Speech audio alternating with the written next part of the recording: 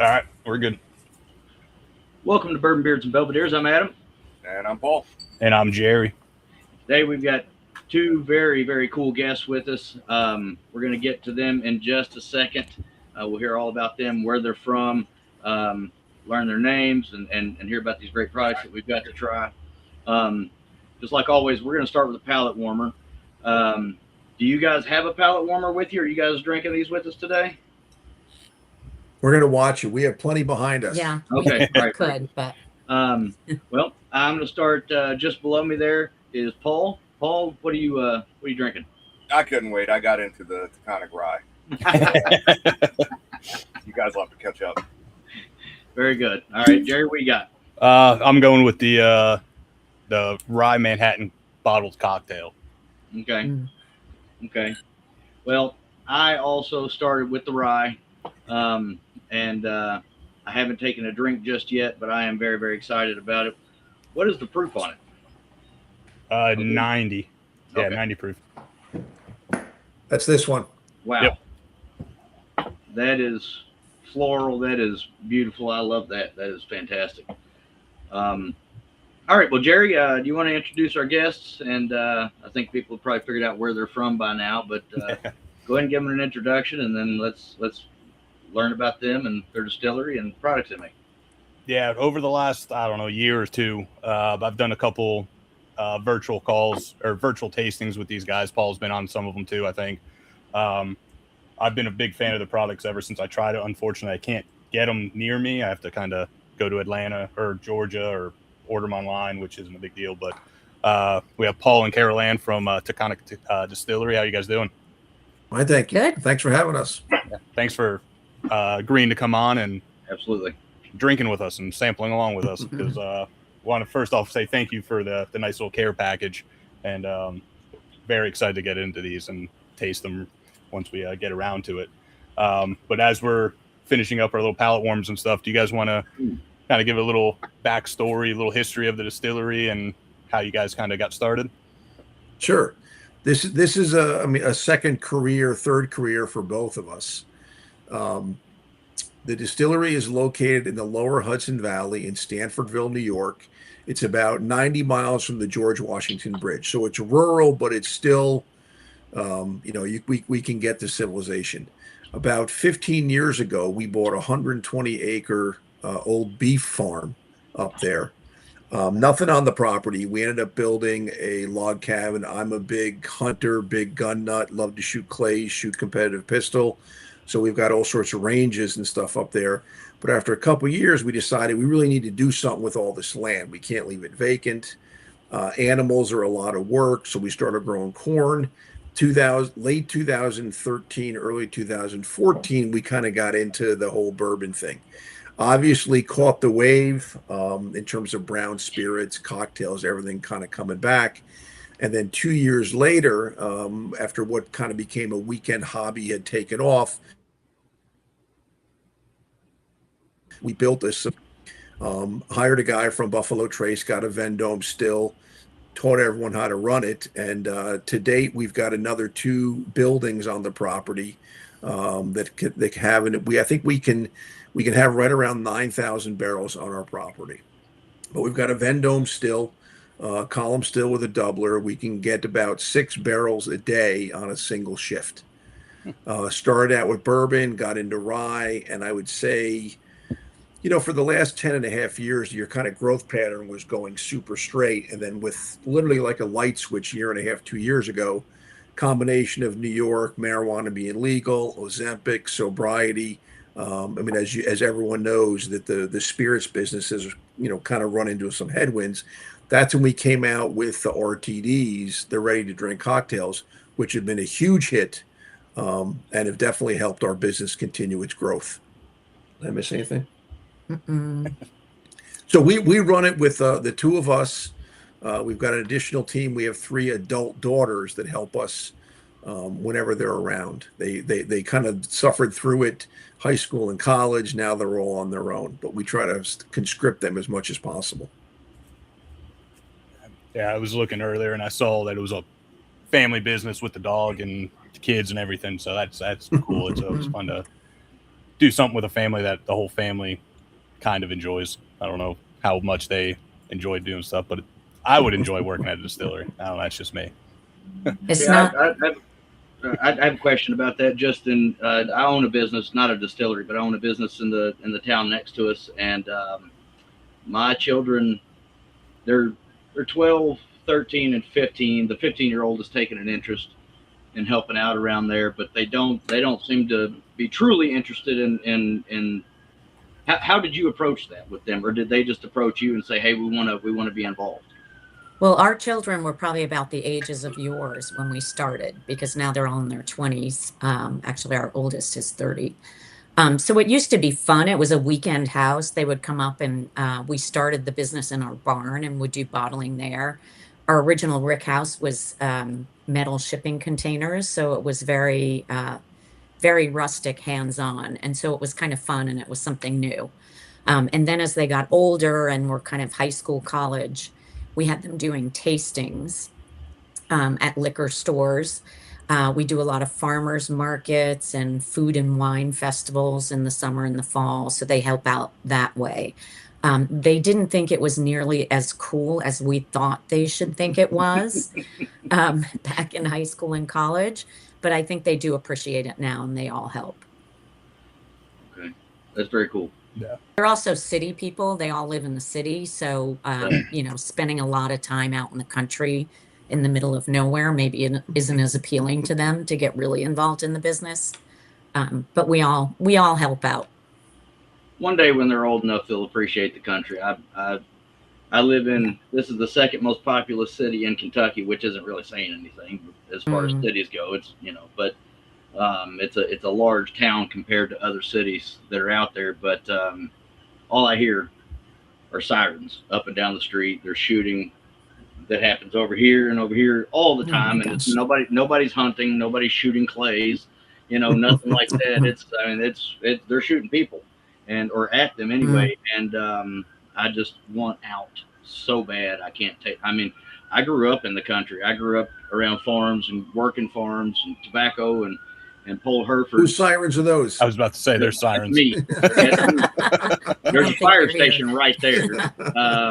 But at any rate, yeah, it's this is not how I grew up, and I wish that I had the ability to give my children a different life. Unfortunately, I don't have full custody of my two children, and my wife does have full custody of her two. But because of my situation, we can't just move them out into the country. And that's a whole ball of wax that we don't need to get into. My point is that, yeah, when they get older, you know, I'm 43, when they hit in their mid 30s or maybe earlier, but at least by then they'll appreciate the country a lot more than they do the city. Yeah. And it is, I mean, where the distillery is located, it's a beautiful place. It's a nice weekend trip. And since we opened the tasting room in 2016, it's a fun place to come and bring friends, and we have music, we have food trucks. So it's a fun place to hang out on a weekend. Well, I was up in that area-ish last fall in October. We went up to Maine. We stayed in Massachusetts a little bit too, but it was kind of right on the way from when we were coming through in the very early morning, the 2, 3 o'clock, 4 o'clock that time, because we drove from here to Maine, which was a nightmare. But the next time I come up, I'll make sure to time it so that I can come through during your business Definitely hours, stop in and check it out. And the fall is our favorite time. It's really beautiful there in the fall. It's very pretty in that area of the country during the fall. Yeah, it is. And it's kind of similar to Kentucky. Yeah, We've been to Louisville, and the landscape is kind of similar. Yeah. It is So similar. what do you think that this is one thing that came up, I don't know how many years ago. What do you think the average temperature difference is between, call it, lower Hudson Valley and Louisville, Frankfort, Kentucky? We're talking about what time of year are we talking about? On an average, year average. 10 degrees. We're 1 degree colder on average. Really? Are you kidding me? Yep. Wow. Yep. And we probably have crazier swings than you guys do, which is great for aging bourbon. We also have fantastic water in New York. which is why everyone loves New York pizza, New York bagels. Now they love New York bourbon. And all our grains are grown locally too. We grow some on our property, but the rest we buy from very local farms. So everything is New York State. So you guys have very easy access to rye. We do. Yeah. Rye, bourbon, and barley. Yeah. Yeah. So, I mean, you grow corn obviously, but having access, in Kentucky, it's got to be imported, right? Or it has to be, the rye has to be imported, or the distilleries buy a distillery that's located in that area. For instance, Old Overholt, it's owned by Beam Suntory, but I think the distillery's in Pennsylvania, right? Because they've got great access to rye grain up there that we don't have down here because it just doesn't grow down here. Yeah. And I bring that up just to compliment this rye. I just poured another pour. This is fantastic. This is really, really good rye. Thank you. Thank you. Yeah, I've been staring at it, kind of holding off here for a minute until we could actually start talking about the whiskeys, but I guess this is a good time to do it. So like I said, we have the double barrel maple bourbon, and then the Founder's Rye. And you also have I can't remember, the Dutch's Private Reserve, right? Is that the bourbon? Yes. Which I've had that plenty of times. It's a great bourbon. That's your main three core, right? And then you have a bunch of single barrels and high proof stuff, which sounds amazing. Correct. Yeah. Those are our three. The two bourbons are the best sellers. Yeah. And then rye. So if you were to do a tasting between this maple bourbon and the rye, which one would you start out with? I mean, I would always do the bourbons first, and then the rye second. That's kind of how we do it. Well, I'm pouring that maple Fair, bourbon. but I'm upside down already twice. Yeah. You guys, I mean, the maple bourbon is a bit sweeter, so you could consider it dessert.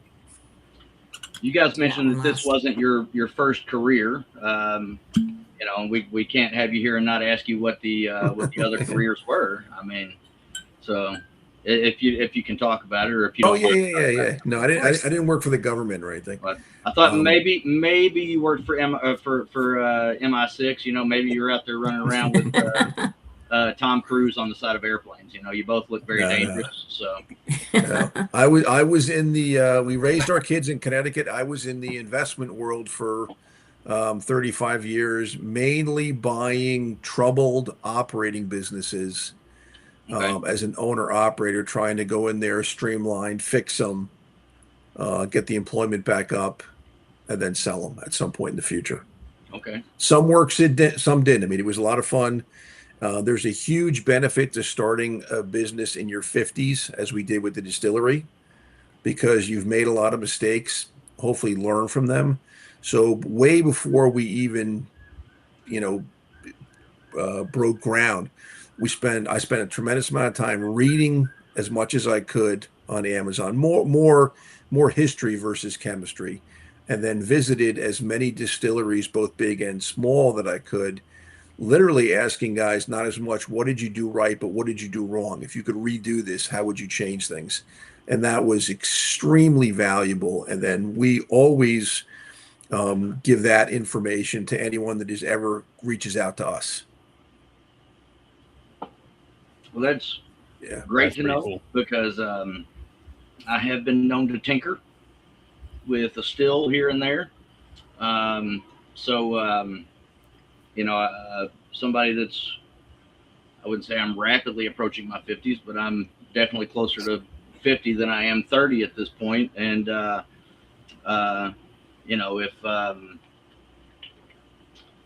I work for UK, for University of Kentucky. Mm-hmm. And I do computer stuff, and I'll just say that once I'm done working for the day, I do not computer at all. I hate them. I don't want anything to do with them. The only reason I got into it is because, well, it's a big long story that I won't tell. I'll just say that it was something I knew that I could do and make money at, and I absolutely despise them.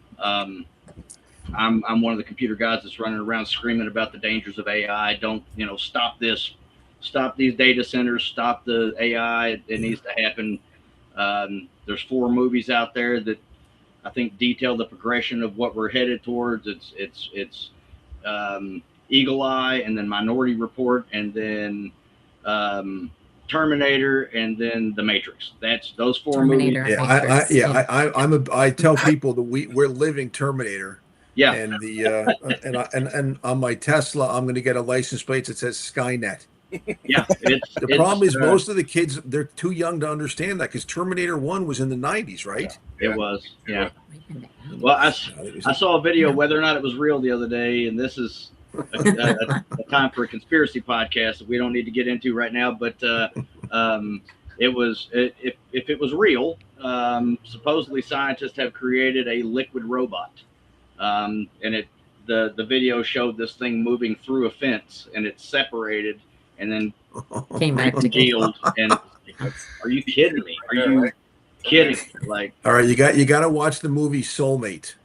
Soulmate, okay. Yeah. I think it's Soul MAT8E. You'll like that one with robots. Check that one out. What just came out? Okay, yeah. I will. Oh, is that? Hold on a sec. Is that a sequel to? No. It's similar to I think it's Ex Machina, but this one is. I mean, it's kind of it looks creepy, kind of funny, but you would like it. Yeah, I think I would, just looking at the still images. That's that looks like the same robot from Ex Machina. It does. It really does. So yeah, save that one. Anyway, let's. You guys got a whole. I'll get us off on tangents, and y'all don't have time for that. So let's circle back, get us back to the bourbon. So what are we starting with here, guys? Are we starting with the? Let's do the rye, since you guys were already in it, and then she mentioned that the maple was kind of a dessert, so we'll kind of end with that. And then... So this here is a 7-year-old rye. The mash bill is 90. It's similar. It's the same mash bill as MGP 95.5, which we always liked, and we decided to stay with that one. So But you've got it's not sourced from MGP, correct? No, it is not. No. Okay. it definitely doesn't taste like MGP either. No, it doesn't. It doesn't. That's- No, and if you read all of our labels, it says distilled, aged, and bottled by. Everything is done On site. on site. Okay. I figured that was the case. Where what kind of rye is this? It's what kind of? I don't know what kind of rye it is. It's just in New York. Okay. I don't know if it's a winter rye. I mean, we grow it year round. Okay. I mean, if you believe in terroir, some people do. It's New York. Maybe it tastes different than Indiana rye. Yes, ma'am. Yeah. I absolutely do. Yeah. That's a good question. I went through a program at UK for distillation, and one of the classes was barrel chemistry, but a big part of it was terroir, and so we really spent time. We weren't allowed to taste the samples, but we were allowed to smell the samples, Mhm. and that kind of trained my palate, at least, to pick up on things that I'm not Fred Minnick, I'm not any magical critic or anything like that, but it did kind of train my palate to be able to smell and taste slight differences. It doesn't taste like an NGP rye. No. Yeah. But I do very much enjoy that 95.5 recipe. Mhm. It's fantastic. Yeah, it starts out nice and like a little sweeter profile, and then it evolves into this like that rye spice that you kind of get used to, and then there's a nice like, I don't know if it's like a fruity or like floral like ness throughout the whole thing. It's fantastic rye. Ever since I've tried it, I've been a big fan of this one. It's not too heavy on the flavors either. So this, I would say that this would be a good one to recommend somebody that's trying to get into rye bourbons as well. Yeah. But it's also great for rye lovers, people that know what they like, and so it kind of bridges that gap. I would generally push people towards an Old Forester rye if they're really looking to get into rye. This one I would stick right there alongside it, but I would also, which is speaking highly, because you ask Paul and myself, Old Forester can do no wrong. But at the same time, those that already like rye that are looking for something different, this is what I would point them at. Something like this. This is great. The nose is fantastic. I get generally whenever I smoke a cigar or cigarette or anything, when I'm drinking bourbon, I get a nice graham note. Or a lot of times I get that. I get that with this, like a s'more graham, like a toasted graham, kind of, and it's, man, that is an incredible note that I love. That is absolutely fantastic. Yeah, I'll echo that. The graham cracker note definitely is there, which is awesome to find in a rye. Normally, I get that with some bourbons, but the mouthfeel is what's getting me. I mean, it just covers everything. Yeah, 90 proof. Yeah, for being 90 proof, the mouthfeel is incredible. The mouthfeel is more like a higher proof bourbon, where it's just oily, which is awesome. There's a nice graham gingerbread kind of note in there. That's gingerbread. Yeah, it's kind of a sweeter note that is nice to find in a rye. And yeah, I mean, it's fantastic. And this is like under $50, right? Yeah. I mean, incredible. Yeah, I mean, great. Holy crap.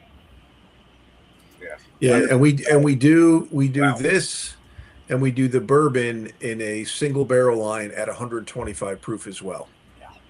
Okay. Oh yes. Yeah, that's. But do you have any kind of distribution on that, or is that a distillery only, or how does that work? No, that's distribution, and I mean, being a smaller guy, the bane of my existence is fighting with distributors every single day. I mean, we're in Kentucky with Keg One.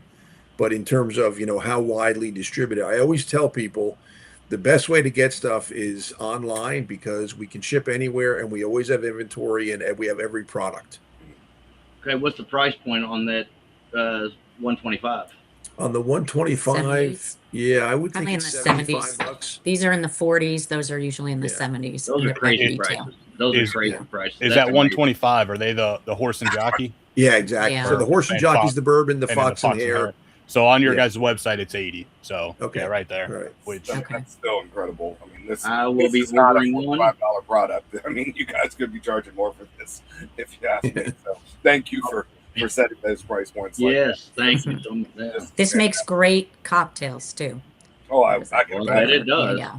And it is the main ingredient in our Manhattan. that is, Yeah. It makes lots of great cocktails. Yeah. I'll be ordering one of those 125s on Friday when I get paid. And then if you scroll down, when you're looking right next to the 125s, you got the 146 hazmat rum for $60. Yeah. That's not distributed. That's from the website. Yeah. Goes your I'll be paycheck. ordering one of those also. Yeah, and then what? Is there a Distiller Select 137 up there? There is a Distiller Select. It is the proof on the picture says 134. Okay. And Holy crap. I remember really liking that one when me and Paul did the prime barrel one. That one, like I got the Cabernet and then the New York single malt left over. Not much of it, about half an ounce, 3/4 of an ounce. Because those two I really like. The other two others I couldn't keep. Like those things went down during the tasting. These I kind of wanted to sit with. Hey, I love Jerry, single malt and I need you to stop spending my money for me. Stop it. well, you're the one that started this podcast. You're right, I am. But you know what? I'm going to buy one of those too. Damn it! Wait till you get to this maple because I already snuck in. Yeah. The maple? That too. Maple's fantastic. So I gave Paul, and Jerry actually has tried it as well. Are you guys familiar with Good Times? No. Mm-mm. So it's very well known in secondary markets. Especially a couple years ago, it was really, really big. It was bottled at Whiskey Thief Distillery. I don't even know what the company's called anymore. I can't remember. And they don't bottle it there anymore. They've got their own bottling facility now with a really nice Airbnb. You can stay there anyway. They did a maple rye, and on the back of it is Buddy the Elf. I don't know if you've ever seen the movie Elf. Yeah. Oh yeah. But there he is eating a plate of spaghetti with the maple syrup on it. Yeah. Have we ever done a Buddy the And Elf? I only get this out so that people can try it and see what it's like, or I get it out for Christmas. But that really introduced me to maple finishes on bourbon. And then there's I've got a Nulu. I don't know if you guys are familiar with that. A Nulu maple rye and a maple bourbon right back over here. Here's the rye right here. I've got a supreme affinity for maple finish, so I'm very, very excited about this one. Yeah, we did a maple finish rye a couple years ago for a barrel club down in Florida. Never done it since. On the Really? rye. Yeah. There's something about a maple finish rye that is just next level, but a maple finish bourbon, that the sweetness of the two really marry well together. What's the proof on this? 90. So what are you guys drinking? The I maple? think. Yeah, 90. Yeah, we just moved over to maple. Yeah, It's just local maple, like It is. We have a partnership with it's called Catskill Mountain Sugar House. okay. So we actually send them empty bourbon barrels and they age syrup in it. So we have a bourbon barrel finished maple syrup as well. Yeah. And then we take the barrels back and put the bourbon back in the empty maple syrup casks. And that's So how do we you sell got their this. syrup at the distillery? We do, and that's on our website as well. Awesome. bourbon We barrel have aged. a bourbon barrel aged syrup. We have a huge maple syrup business. Does it have char left in the maple syrup? No. No.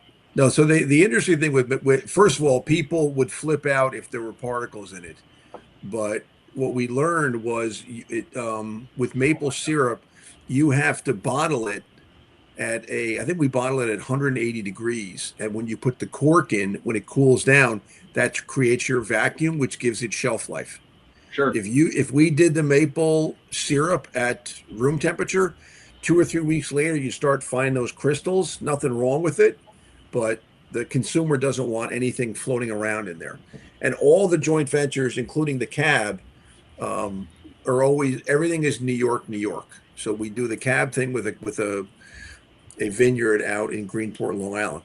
But the way we do the maple bourbon is we take our Dutchess Private Reserve, dump that in a 55-gallon drum, take those barrels, fill them with 53 gallons of New York State organic maple syrup. That's the Sits in a syrup. barrel for 4 months, pasteurized bottles, different product, bourbon barrel aged maple syrup. We take those glazed barrels back, which my guess is it has, I don't know, maybe 3/4 of a gallon stuck in there. Fill that up with 53 gallons, leave it in the shipping container for the summer, let it get some good movement with the wood. And that's we release it every fall. We essentially have it year round, but that's our double barrel maple bourbon, which has been this is the 12th year we've done it. I wish I could have patented or trademarked this because everyone and their brother has copied this. And we were the first people to do it 12 years ago, but I can't patent it. Yeah, As I say, often copied, never replicated. No, I agree. I mean, I've had a bunch of them, and it's hard to definitively say this without doing a side by side. But this is one best, if not. And and the problem is the TTB forces us to kind of emphasize the maple. There's a big apprehension when people see maple; they think it's going to taste super sweet. And I tell people, listen, you got to try it. You get a hint on the nose and the finish. You can drink it neat with cocktails, however way you want it. But it is a great bourbon with just a hint of the maple. Not super sweet by any stretch of the imagination. I think that's why I like it so much. I'm not a huge fan of overly sweet whiskey. It's sweet. It's sweeter than just a regular off-the-shelf bourbon, but it doesn't hurt your teeth. It's not as sweet as that fucking no, that good one right there. Bomb. Yeah, that's crazy. I mean, but you get a huge pop of maple on the finish, which is fantastic. Oh yeah, it does. That's where it really shines, is that finish where that maple really comes in, and this is fantastic. Yeah. I think it smells sweeter than it tastes. Yeah, I it didn't, definitely does. I didn't mean to skip over you. I asked Paul what he did. What did you do before you got into this? So I worked in banking and the trade show business, and then I did a lot of nonprofit stuff when our Okay, kids were very growing cool. up. Yeah, I Very was on the board of a college and did those kind of She things. used to work at the SHOT Show. At Yeah, the what? yeah, I was in the Nice. SHOT Show out I in worked Vegas. for a Yeah. trade show company. Yeah. So Oh, okay. yeah. Okay. All we right. did shows like that. Yeah, for all Okay. different industries. Very cool. Yeah, this one has the mouthfeel of maple syrup without being overly sticky and sweet. And like everyone's saying, there's that little bit of sweetness up front and at the end, but overall, it's a bourbon. It's not. Yep. It's not basically the one that you just showed. It's not maple syrup with bourbon. It's how it should be. And I know it's kind of fading now, but there's been a big craze with like honey finished whiskeys, and I'm not a big fan. I love honey, but I can't stand honey finished whiskeys. Maple finished whiskeys I've always been a big fan of. And like Adam was saying, there's some that are overly sweet and there's some that you can barely taste, but I do prefer the maple over the honey. So I'm glad that you guys do a honey or a maple, not a honey. But this one's fantastic. That bad boy right there, when you drink that son of a bitch, if you have seen Super Troopers, when he drinks the syrup, it's that bottle of whiskey right there. That's why I only drink it every so often. This right here, what I really like about it, one of the notes that I get overwhelmingly when I drink bourbon, and I drink a lot of bourbon. I have a lot of bourbon. I drink a lot of bourbon. Both of these guys can verify both of those things. They've seen me drink a lot of bourbon. They've seen my bourbon collection. It's stupid big. Both of these guys have stupid big collections as well. Brown sugar and caramel, of course. You know, the caramel, of course, comes from the charred sugars inside the barrel, right? I mean, it's going to be present in anything that is this color. Yep. But the maple doesn't override the caramel. I get both of them right alongside each other, which is very, very hard to do. And somehow you have managed to do that. And that is extremely enjoyable to me as both a bourbon drinker and someone that enjoys these maple finishes. Because usually it's one or the other. This is fantastic. This is absolutely incredible. What's the price point on this one? This one is probably, I would say 40. 50s. No. I would say 44 to 46 on average. I mean, the website, what are we selling it for? It's a little more than the Duchess like Fresh Reserve. 45, but yeah, that's Your price Probably point- high what it should 40s. be. Yeah. prices are incredible. I mean, most people sell like maple finishes for like 90 to 120. Yeah. Ours is. And we do this one at a 115 as well, which is also. So what I do, I take the 115 maple bourbon, I put it in the freezer, pour it over an ice cube, put a little bit of Luxardo cherry, and that's my poor man's old fashioned. There you go. Yeah, that sounds good. If you're really lazy, before we came out with the RTDs, that was my old fashioned. I was just going to say a little bit of bitters, and That this sounds is fantastic. That's Yeah. too much work. Too much work. And I say it's not the poor man's old fashioned; it's the lazy man. Yeah. no, So I would say that I don't know if you guys are familiar with what we truly do here. We obviously are fans of bourbon. The show is called Bourbon, Beards, and Belvederes for a reason. We review bourbon, not just bourbon, beard products and cigars. This captured in a beard product. I'll put it on my fingers and shove it in my nose. This nose on this whiskey is absolutely incredible. Holy shit! I mean, the on the palate, it's incredible. I've already told you that I love it, but the nose is, and that's very uncommon for me to like the nose more than I like the palate, because I like whiskey a lot, and I really like the flavor of whiskey. The nose on this is that if we could put this in a candle or a beer We do. product or anything else, you do. We make candles. do. It's super sweet smelling, though. I don't think it's real. We call it a maple bourbon candle, but it definitely smells a lot sweeter than the actual bourbon. It's so good, though. It's so good. So, and Jerry, I'm sorry I cut you off. What were you gonna say? no, I was going to ask, do you guys see a big swing in profile with batch to batch with this maple, since it's not like well, first off, how big are the batches for this? We've gotten to the point now we do it year round, so it's always rolling. We still have the maple release party in the fall. We used to do it, we would do, I don't know, maybe 10 barrels, but the demand was so strong. So I would say if we sell 10 bottles of our Dutchess Private Reserve, which is our #1 seller, we sell 9 of this. I mean, these are neck and neck. The barrel picks, I would say, are probably way more maple bourbon. And I think it's because a lot of people down south don't have the maple tree, so it's more of a novelty down there as opposed to up here. But maple barrels are huge for us. So when you're doing those maple single barrels, how big of a swing are they from barrel to barrel with that maple, or are they all pretty much similar? I mean, I would say it's at the point. I mean, what I say, the brilliance of McDonald's and Budweiser is anywhere you go in the world, it tastes the same. I've heard different. What? I've heard.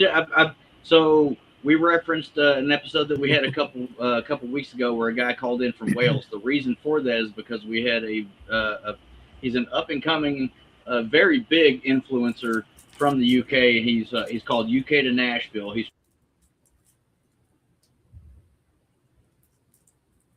from Scotland. He's been trying all these foods and he puts it all up on Facebook. He's got thousands of followers. Super, super, super good guy. He said that the food in McDonald's in England is vastly, everything that he said here in America was better except McDonald's. He said the food at McDonald's in the UK is vastly superior and tastes vastly better than it does here. Okay. All right, so I'll have to footnote it with the UK from now on. But I mean, from the very beginning, same corn, if we're not using our corn, same farmers, same barrels, same char, same yeast, same enzymes, because what I always like is when we do barrel picks, guys have a very difficult time differentiating barrels, which means we've got good continuity in our product. Okay. You never want to do a barrel pick where you show them 5 or 6 barrels and they say, we hate these 2, but we like this one. You want to have as much continuity in your product. Now, guys still, pick up nuances here and there, but I think that, one of the #1 goals for people like ourselves is to have continuity in your product, day in and day out, especially as it gets older. I mean, I think the only thing that happens to us is it gets better every day it's in the barrel. So I would say they're very similar. I mean, I could be wrong, but my opinion, they're pretty close. I know the average consumer isn't going to tell the difference between batch to batch or bottle to bottle. I was just curious if you guys, because I've done some barrel picks. The other thing I always get a kick out of is people that do barrel picks at 90 proof. Well, while we're on the note of barrels, just taking a step aside, your cooperage. Where do you guys have your own cooperage now, or are you guys? No. So we get from day one, we've only used 53-gallon barrels. We never have done anything in baby barrels. Okay. Everything we have is from Independent Stave out in Missouri. It's Cooper Select, so it's air dried. I don't know how much longer than the regular barrels, and everything is Char 3. Okay. Every sack, same barrels. Every time. So do you guys go out there and hand pick the barrels themselves, or did you go out there and hand pick the barrels they initially? Show up every couple months. A loaded tractor trailer comes. I mean, I think we're buying 184 a clip. I mean, it's a lot. Okay. I think that's how many they can fit in a tractor trailer. Do you do any kind of extra drying before? When they come up, never mind. That's a stupid question because when they show up to you, they show up completed. They're all wrapped. They're all wrapped. Yeah, they're all wrapped and charred. Yeah, the Cooper Select I think is 18-month plus. Something like that. Yeah, I think so. Yeah. So ISC makes fantastic barrels. So I mean, yes, they do. They're good. Yes, they do. I'm smoking a delicious cigar from West Tampa, and is that the red or black? It was the black, I It was think. Black. Black. I almost pulled out the red.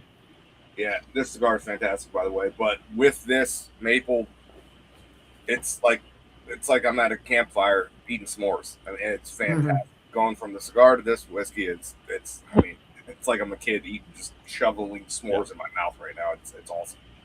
You know? I can say the same for a cigarette, and that's not something that we do on this show.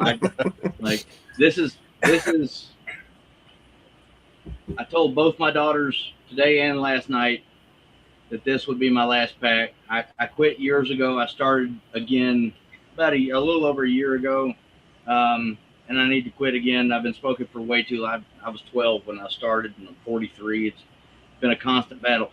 But tobacco was present in the cigarette and the cigar, and the same is true with cigarettes. So if any of our listeners are cigarette smokers, not just cigar smokers, it's there to be had. It is Paul's assessment is absolutely correct. That campfire s'more, which is something that I really like. That is one of my. I have two favorite notes that I pick up on, and one of them is s'mores or any kind of deconstruction thereof, whether it's the graham or the marshmallow, the burnt marshmallow, or the chocolate itself, or any kind of combination thereof, or the whole s'more itself, and the savory aspect of a meat sauce. Sometimes I pick that up in whiskeys. Now, I'm not getting that in anything that I've drank from you guys so far. I doubt that I'm going to get that from these RTDs, but I am getting those graham, and that's my favorite. That's my absolute favorite. Are the graham notes, the graham, and especially. I'm not so much a chocolate fan, but I love when I get a graham with a burnt marshmallow toast note. We should do it at the maple party. They're fantastic, and that's what I get from this whiskey. Absolutely, we have done. Good. We also make smoked cocktails, which is something we do with our used bourbon barrels. We break them apart and use the stave from the barrels, hit it with a blowtorch, capture the smoke in the glass. And I always say it smells like toasted marshmallows when you create that smoke. And it really adds an element to the cocktail as well. We make smoked old fashions that way. That sounds incredible. Yeah. Yep, that's awesome. Yeah, smoked version of this this maple would be fantastic, I think. But yeah, before we kind of touch on these RTDs real quick, which of your bourbon or the whiskeys do you guys prefer? The bourbon, the rye, or the maple? I would say if I like the maple 115. Other than that, I like the high proof stuff, 125 plus.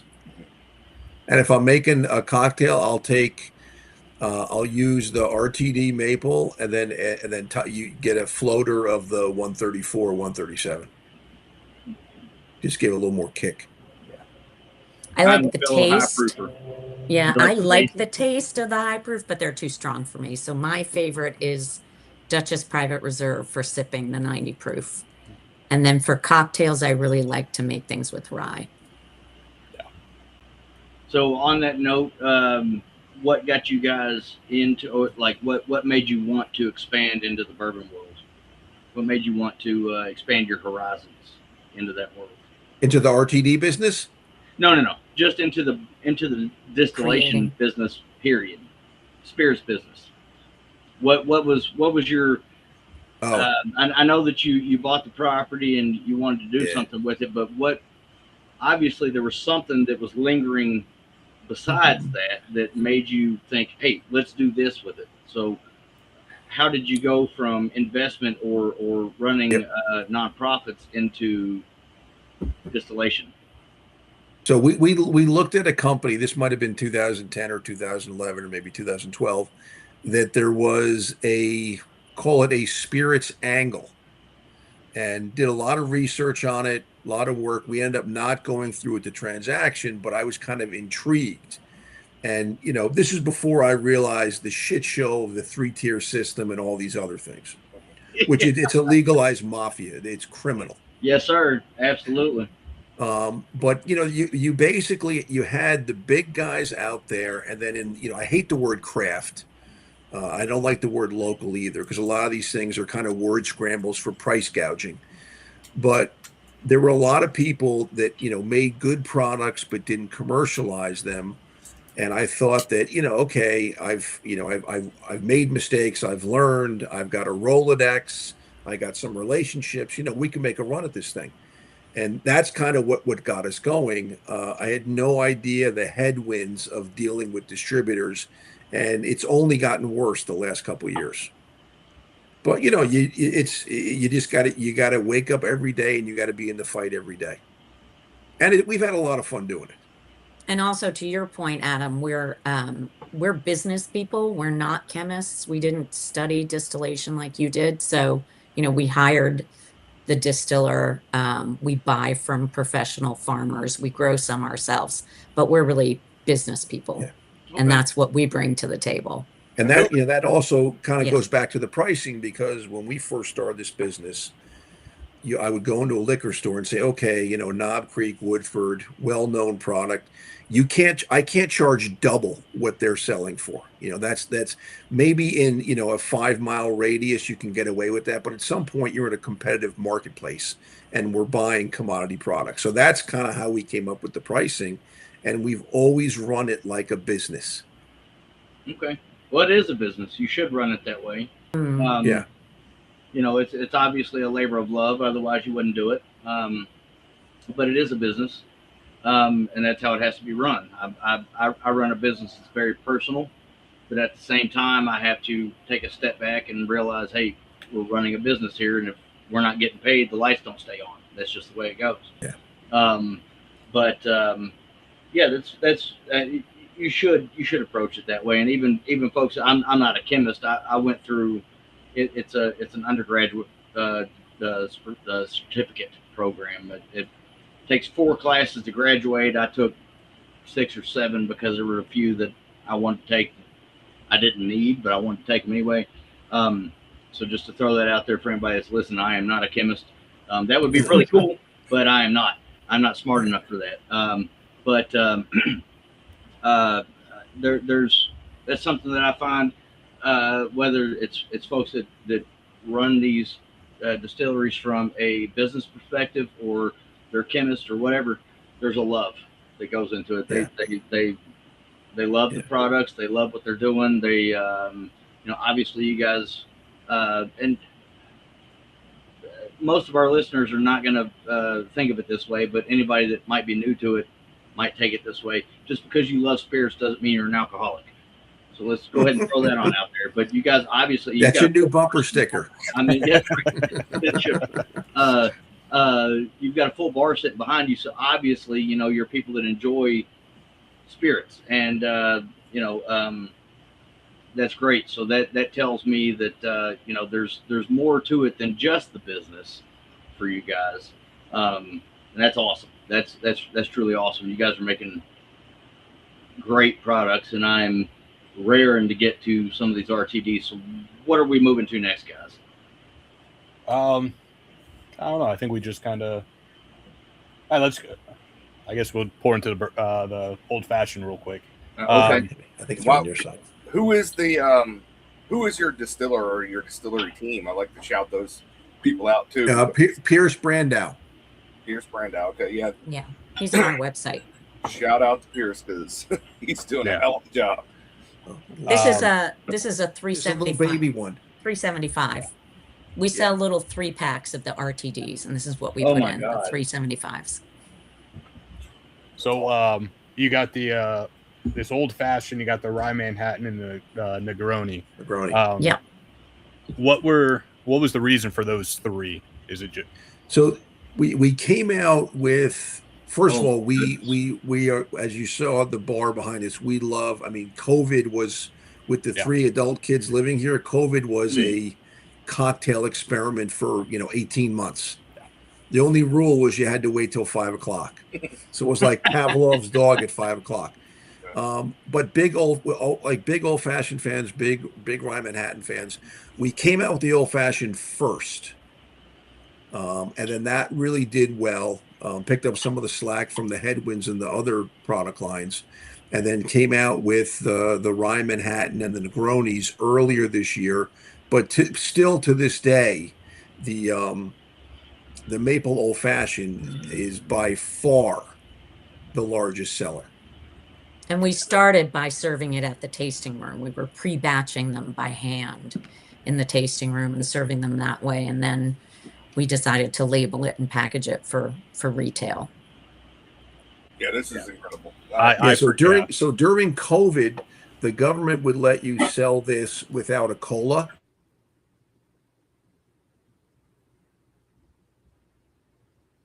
A cola for it. Yeah, and it's really simple. It's bourbon, maple syrup, and bitters. That's it. No preservatives, no additives. It's just pure in the bottle, which I think makes it great. Unlike some, I get cinnamon. I get some cinnamon on that bad boy. Super cinnamon graham cracker bomb. Yeah. What kind of bitters do you use? Just Angostura bitters. Bitters. We use the New York. Wow. I was thinking the same thing. It reminds me of those just cinnamon graham crackers you get in those, what I don't know who even makes them. It's like the honey grams that have cinnamon on top. That's good. And I meant to bring a cup of ice out here and throw it in the freezer in our little cooler right here, and I completely forgot. So I'm drinking it at, I don't even know, 90 degrees. I was just going to say that. I'm drinking it at more than room temperature, and it's still fantastic. Yeah. Oh, no, mine's room temperature for sure.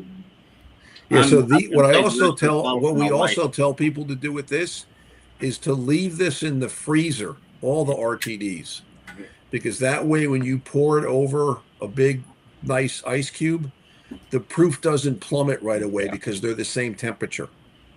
So you get a lot more flavor as opposed to putting 80-degree liquid on a 4-degree ice cube. It's going to melt a lot quicker. So we always keep these in the freezer. Well, I'm saving the rest of that bottle for my wife. She's a big bourbon fan. She is going to enjoy the fuck out of that. I definitely have more of these. I just ran out of the bigger sample bottles to send you guys. So you'll be getting more of these, especially since we've talked about it in the past. We've been talking about doing like a RTD old fashioned like shootout between different distilleries and whatnot. And I think this one's gonna be thrown in there, so I think I might hold on to this one until we actually get that settled out. I think Knob Creek has one. Who else? There's I don't know, there's a bunch of distilleries happening. I think we're going to do like a little shootout or something with them. So it might not be fair to put this one in, but and I also think that this is a great entree into the bourbon world. So I do a farmer's market. Well, the one I do out Long Island every Saturday. And anytime I get someone that says, I'm not a bourbon drinker, blah, blah, blah, I say, just try this. This is a good entry level. We still keep it at a pretty high proof. I mean, it's an 80 proof cocktail, which is what you would make at home. Right. They might not make that out at the bar, but it's a great entree. And, there's the sweetness will take away a little bit of the burn for the first time drinker. Yeah, 100%. I mean, that's definitely a good gateway, to a non-bourbon drinker because of incredible sweetness, but it's not, like I said, doesn't make my teeth hurt. It's not overpowering. It's not like super sugary. It's the sweetness is there that complements, the cocktail in the glass. It's not just sugar in a glass with some whiskey thrown in too. This is fantastic. I really like this. Like I said, I'm a big old fashioned fan. Make them myself. I've pre-batched in the freezer. I do my, all that. I make my own bitters and I get nerdy with some old fashions. And this is pretty perfect right out of the bottle. Yeah. So Jerry, do you have any people that have any questions? I'm just looking at the clock. I want to make sure we don't ignore anyone. Nothing yet. But yeah, okay. I just looked at the clock. Real quick, do you want to tell us about the Manhattan and the Negroni real quick, and then we'll kind of get you guys out of here in a minute. So the Manhattan, and we got a little Manhattan skyline. It's our rye, and then it's we use a New York sweet vermouth and a New York dry vermouth. So it's a perfect rye Manhattan with the same bitters we use in the old fashioned. So with the Manhattan, I have picked up that savory note that I like so much, but I have also just on the nose. But I also picked up fruit punch. Yeah, there's I a never cherry. knew that those two things Yeah. would work well together until just now. Mm. Holy I was thinking cherry and Yeah, I fruit got punch just bunch hit of Yeah, cherry. and Yeah. cherry. Mm. Maybe it's the power of suggestion with the red label. Maybe. Makes you think Maybe. of cherry and fruit. No, that's a red safety pop. That is a red safety pop. That's what that is. I don't know if you guys remember safety pops. You used to I get them do. at the bank I don't with the remember rope. something. It's with a round stick. Yes, ma'am, so with you can't the choke on with the it. rope handle, Yeah. and it was, the sucker itself was Yeah. round and it had an S, a big S, Yeah. embossed on it. That is a red safety pop right there. But on the nose, it's all fruit punch and those savory nut. That is fantastic. That is absolutely good. Really like this one too. And you said these come in a. Do you sell them single or in a 3-pack only? So we do the 3-pack that comes in a package. We do them individuals, and then we have them in 750s as well. So the Okay. 750s work at like catering halls where you've got a wedding, you've got a line of people, and you just need to bang out cocktails with every single pour being exactly the same. The other reason we came out with, the old fashions is, I don't know how many places I've been where they're making your cocktail and they start putting club soda in it. Mhm. So we also did it to some of the bars will do it, but the whole thing was continuity in your pours. Every pour is going to be exactly the same. This So is our here's a little 3-pack. 3-pack. Oh, nice. That's an And awesome. is that red, awesome white? Did you have it the 3-pack. right direction? No, I didn't. For 4th of July, we did Light red, white, and red. blue. Nice. Yeah, we It's like out of order. that. And then for Very the big last, fan of America, as you can tell. Yeah. So I am appreciative of that. I'm sorry, Jerry. Go ahead. I was gonna say for the last one, I don't think we've ever had. We might have had a gin on here once, but we're not really. For me, I don't really drink gin like I do whiskey, but I will make some cocktails out of it. And Negronis for me, I've come to love. So we did the Negronis because, at least where we live, and maybe with the exception of Adam or Jerry's in Florida, there's definitely a move up here from Memorial Day to Labor Day to vodka, gin, and Yeah. rum, as Tequila.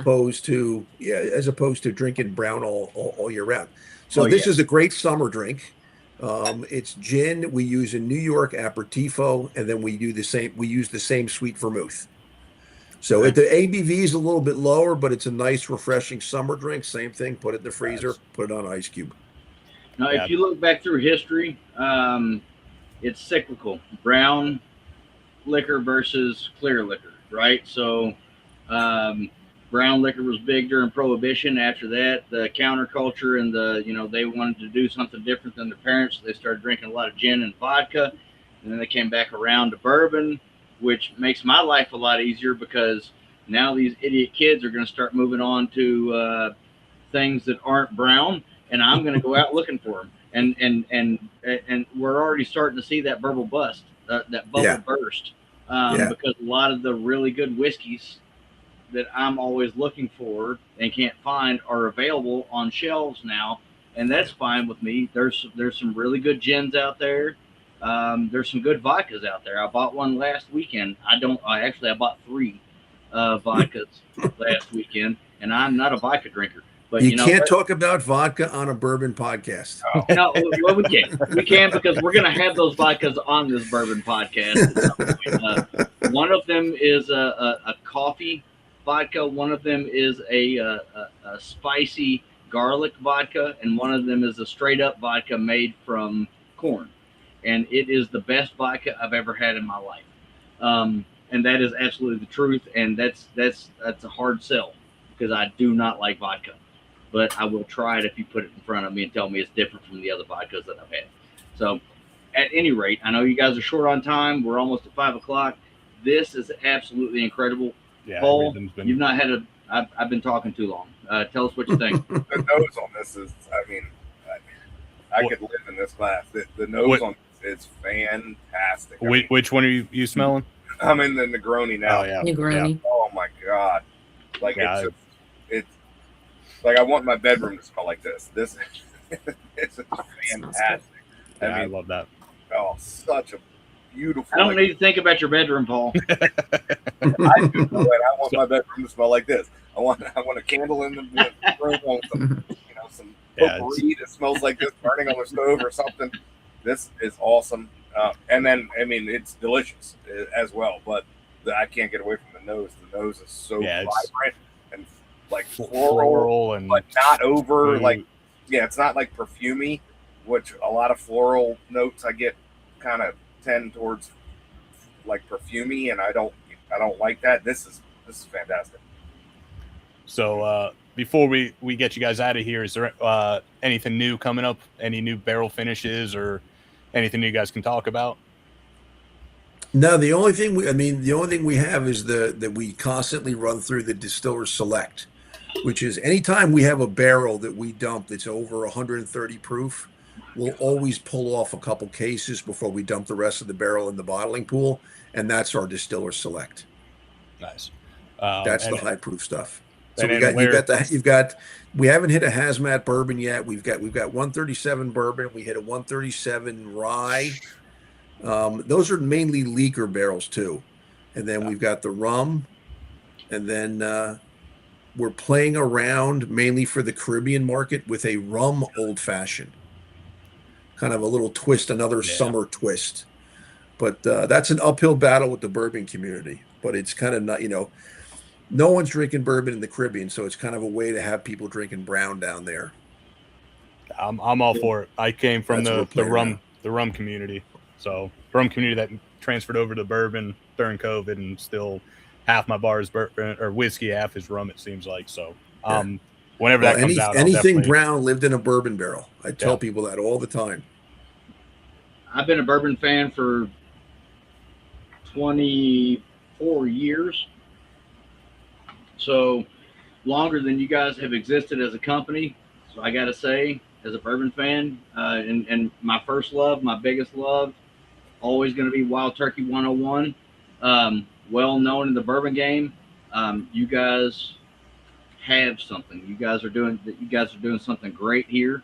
From a bourbon fan that's been a fan for more than half my life of a very large bourbon company that everybody knows. That's the first thing I want to say. The second thing I want to say is when you guys get ready to release a hazmat bourbon, let us know. We'll come on up. We'll get plane tickets. We'll come on up, or I'll drive. I'll drive. I can get you guys some of the high. I can get you some of the high proof stuff. Just put us on the schedule a couple months. Oh, we would love that. Yeah. We would love to have. We don't need another care package. We'd love to have you back. But if you want to send another care package, we will not turn you down. However, we would love to make a trip up to see you guys. That would be fantastic. Always welcome. We'd love to see you.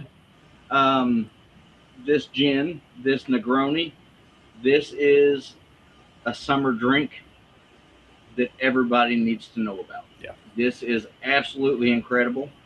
That's all I have to say. It's fantastic. Thank you very much for this and everything that you provided for us and your time. We really appreciate it. Okay.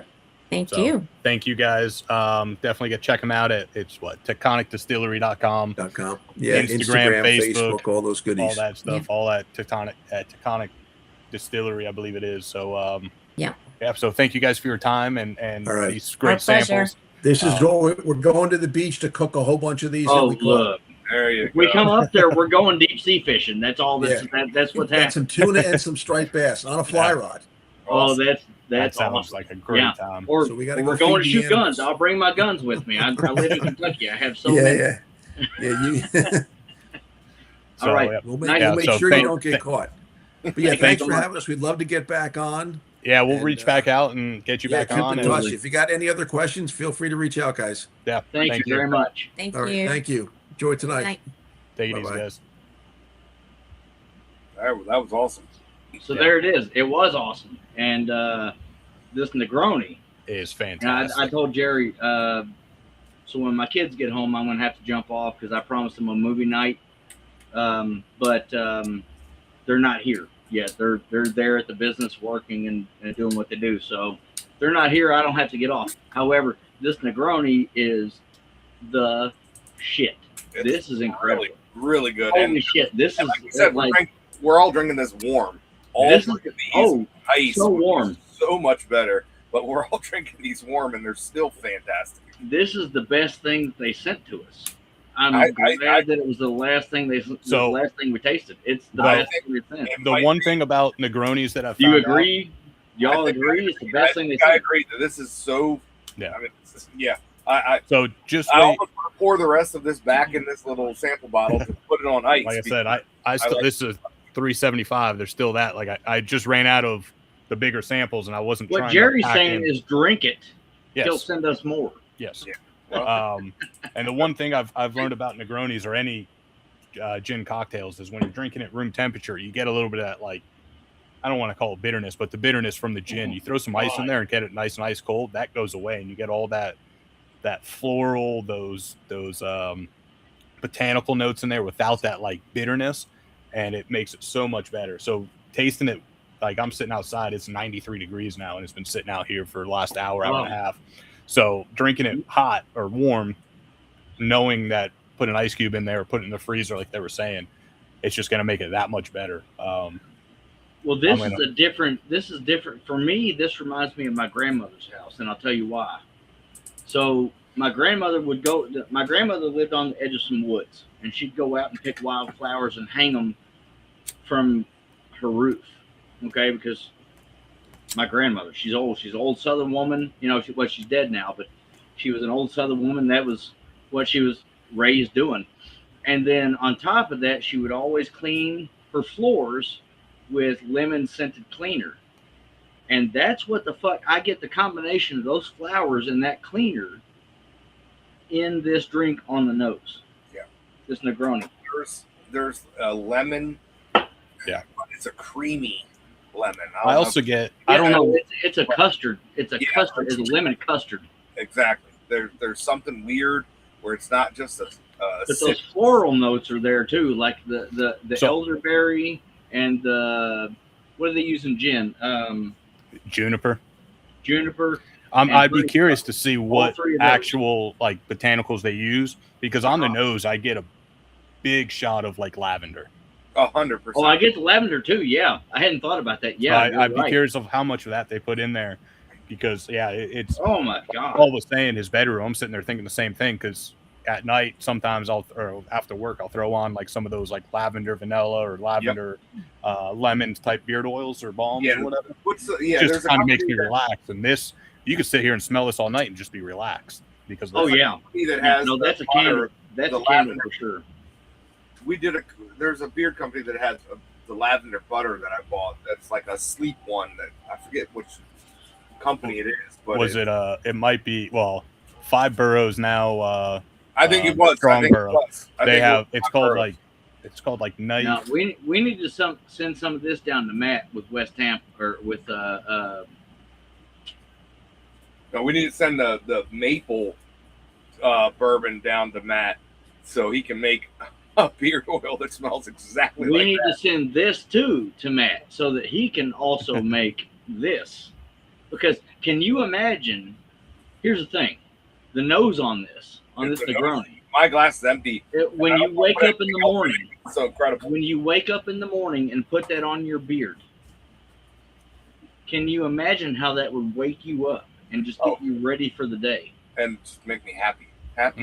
This is fucking incredible. And for anybody that's watching, anybody that will be listening, this Negroni RTD is one of the best things that I have ever tasted. One of the best things that I've ever smelled. It is absolutely incredible. I love the bird dog on the label. I'm a big fan of bird dogs. They're really awesome breed of dog. You know, whatever kind of bird dog it is, they're all always awesome. But this is holy shit. The citrus on this is it's like a lemon and an orange crawled up your nose. Yeah, we got to get them back on to talk about this one because we didn't really get a chance to talk about this. Are they making this gin themselves? Are they sourcing it? Like I don't know, but whatever they're doing, keep doing it. But I can smell the juniper in it too, which is usually off-putting to me, but combined with the other notes and the aging from the barrels, it is perfect. It's perfect. Other gin companies need to take notice.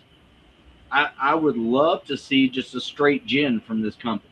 They have an American dry gin called Stubbornly Different at 80 proof. It looks 80 proof. 80 proof. Okay. $30. Really? Balanced nose of citrus, juniper, hint of anise, and angelica. So I'm going to say that we talked about this throughout the episode, but every price point that they have is below what they could actually sell it for. They could be selling it for double. Yeah. Like I said, 100%. Yeah. The 146 hazmat rum, $60 for a 750. The 125 proof rye and bourbon for 80. The Distiller Select, which he was talking about, is the 130 plus, is going for 90. Those are aged up there too, I think. They're losing money. They could be making so much more money. If you're listening, don't listen to me, but you could be selling this for so much money. The crazy one is this is what I have left of the American single malt that they did. $49 on the website for an American single malt.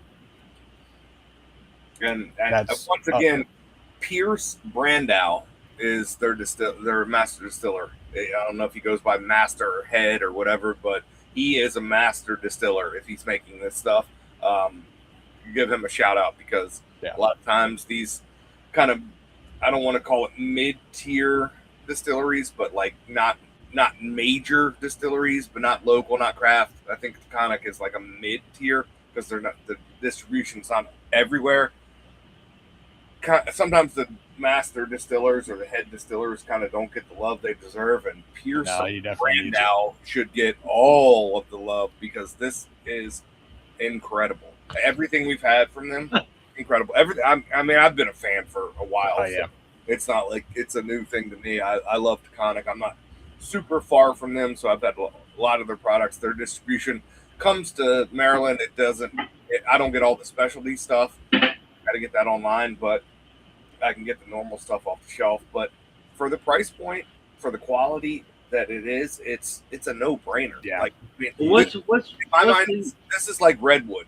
Like, Taconic to me is equal to Redwood. It's like a slept on.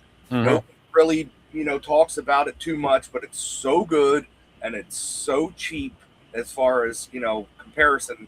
It's like more people should be buying Taconic. More people should be buying Redwood too. But it's in that neighborhood of like, why aren't more people on to this brand for the price point, for the quality? Like, it's just, at some point there's going to be a switch, and it's going to be like, we won't be able to find it anymore because people will find out about it.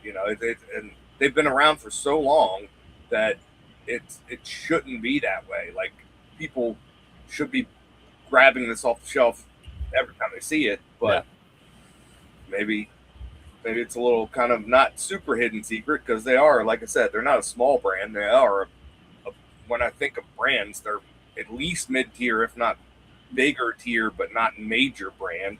But in a blind, some of this shit right here would surprise some people. Would surprise 100%. Big brands. Yes, in a blind, this would surprise some big brands.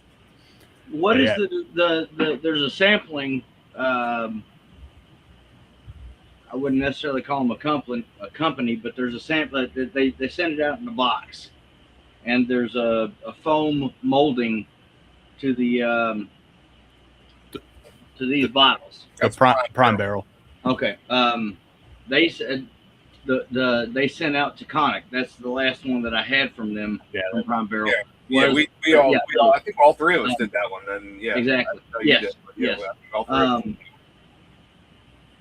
And of course, this wasn't one of the samples. This is something completely different.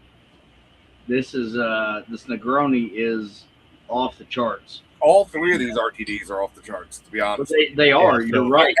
But this Negroni is a step above. Was a good Manhattan. The old fashioned was fantastic.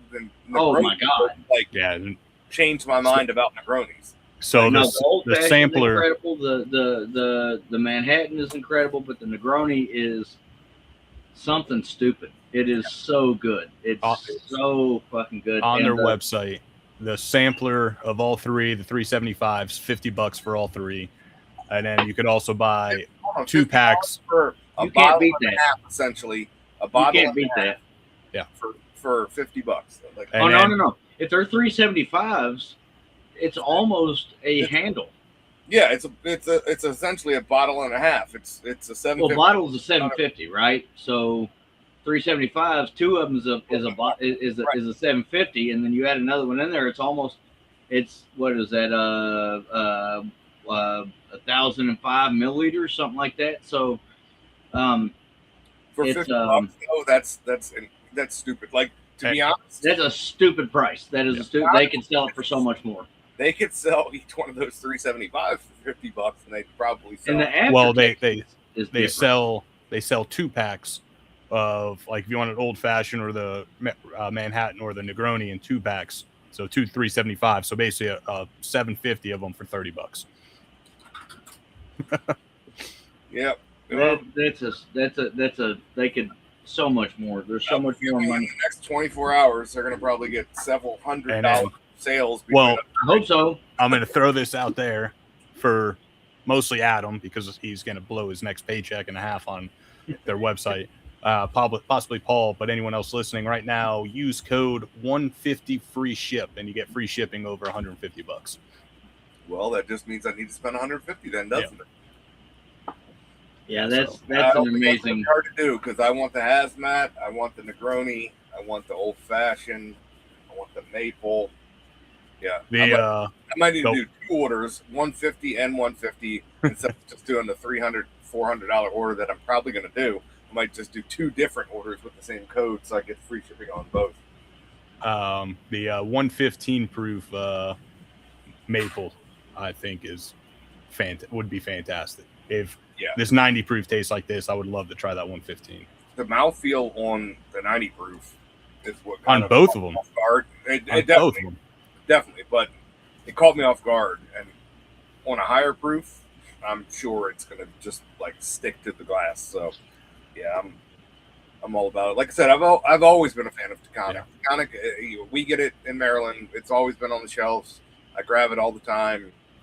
You know, like I said, it's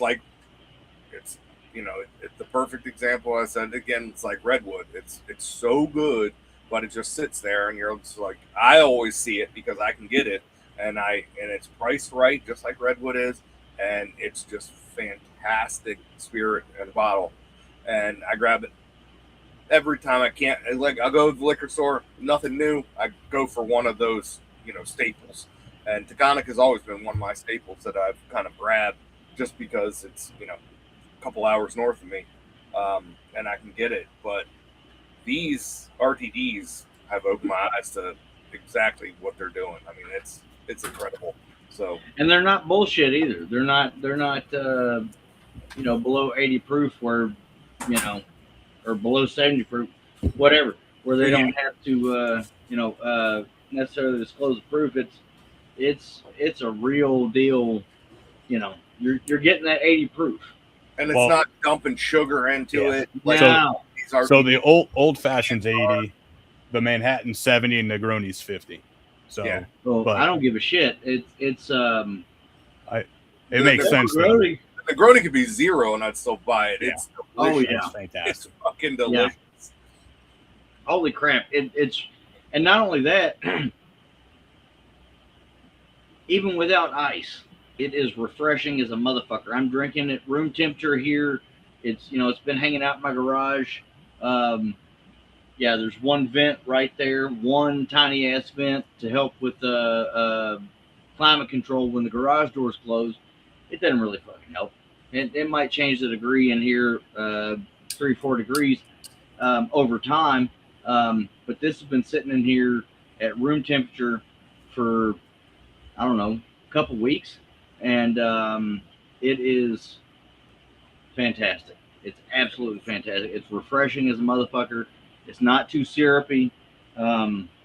It's so good. It's probably, again, like I said earlier, the best thing that we were sent by them. And that's a very high bar, because that rye is incredible. I drank most of it, Mhm. and I'm going to go ahead and finish that here in a second because it's really fucking good. The rye is fantastic. I want to yeah. I want to taste the higher proof though, so I'm gonna have to get on that website and buy me a higher proof one. But yeah, the rye and that maple. I mean, I've had the rye before. I want to get a bottle of the maple syrup itself. Yeah, 100%. Because I'll make my. But see, that's what I was thinking. Right when she was talking about, oh, we sell this maple syrup too. I was like, awesome. I'll buy that maple syrup and make my own old fashions. Well, fuck that. You don't have to. They're old fashioned. Why would I try? Like I said, I'll do the lazy man and just buy theirs because theirs is perfect. Like that old fashioned is stupid good, and like I said, I'm gonna save it for my wife because she loves old fashions. But it's really fucking hard for me to do. So I want to drink all of it. I've got that much left in the fucking bottle, and I want to drink every drop that's in there. But I'm gonna save it. I'm gonna save it for Sarah. I've got this much left in the Manhattan, and I'm probably gonna get into that after I finish this rye because that shit, that's the best RTD old or Manhattan that I've ever had. That's what I was saying. Like unquestionably, we've talked about doing the RTD like kind of shootout type of episode, with like those little mini cans that you buy at the register of the liquor store and stuff. Like it wouldn't be fair in my mind to put these in them because no, I was thinking like the RTDs and these are so much better than anything I've ever had. I still think we need to do it. Get the what is it, the Knob Creek on the Rocks one or whatever they have. I think we definitely it's actually not bad, and the bullet is actually the bullet one I was trying to think of, and there's I was at Costco the other day, and I always make a loop it because the liquor store is separate than the store itself, so I'll go and make a loop in there, and they got a liter, I think it is, of pre-made old fashioned for like there's $20 or something like that. Yeah, there's one brand that's pretty good. It's got like a foil label. I can't. Yeah, that's it. I think that's Bullet. No, it's Schiller, something in Schiller, or something like that. It's something. I think it's produced by like Buffalo Trace or Sazerac. Yeah, it's definitely. I think Sazerac. It's got like a foil hard label. It's a 750 bottle. They're pretty good. So I mean, we definitely need to do a blind shootout on old fashions because I think we all kind of tend to like old fashioned. Handy and Schiller. There you go. Yep. And it's a cool bottle, cool label, and it's reasonably priced for $7.50. I've bought that a few times. That's exactly what I'm talking about. Oh, that one. Yeah, I know that one. Yeah. Yeah, that one. But yeah, I think we get a couple of those. Do a shootout. We do it blind, definitely blind. Oh yeah. And, I'd be. We got to get the Old Forester mint julep in there too. That's not an old fashioned. No, it's a RTD though. Yeah. Well, we can make a series out of that. Do like an old fashioned shootout, and then just do an RTD one. Do that one. The I think Makers does one too. Woodford, I think, does something similar because they're the fucking whiskey of the race. I don't know, but yeah, I'm down to do like a series of RTDs and yeah, definitely go blind. I'd be surprised if it doesn't win. To be honest, I like that one you just showed. I like the Knob Creek one, but this one tasted like what I make. Like when I make one. I'll get you guys more samples of the Negroni and Manhattan, but I'm going to hold on to this old fashioned until we figure out that episode. Yeah, because I know like I want to pour more of this Negroni, but I'm going to send you guys more of it, and I don't want to drink the majority of it. So I'm putting those aside. I'm finishing the rye and maple bourbon. So I know when I have, because I've been staring at these things for like a month or so, and I'm like, I could get into the bourbon and the. You're a better man than me. I would have been like, oh, the Negroni. But those cocktails, sorry guys. As I'm pouring them, I'm like, they smell so good. Yeah, you're a better man than me. I would have been like, oh, the Negroni broke too. Can't send you guys samples. They all broke. They all broke. Oh well. No, look, like, that I was rye, really surprised by that. The RTDs. Here's my rye bottle. As you can see, there's nothing left. Yeah, the rye's fantastic. Except for that teeny tiny little bit that rarely ever comes out.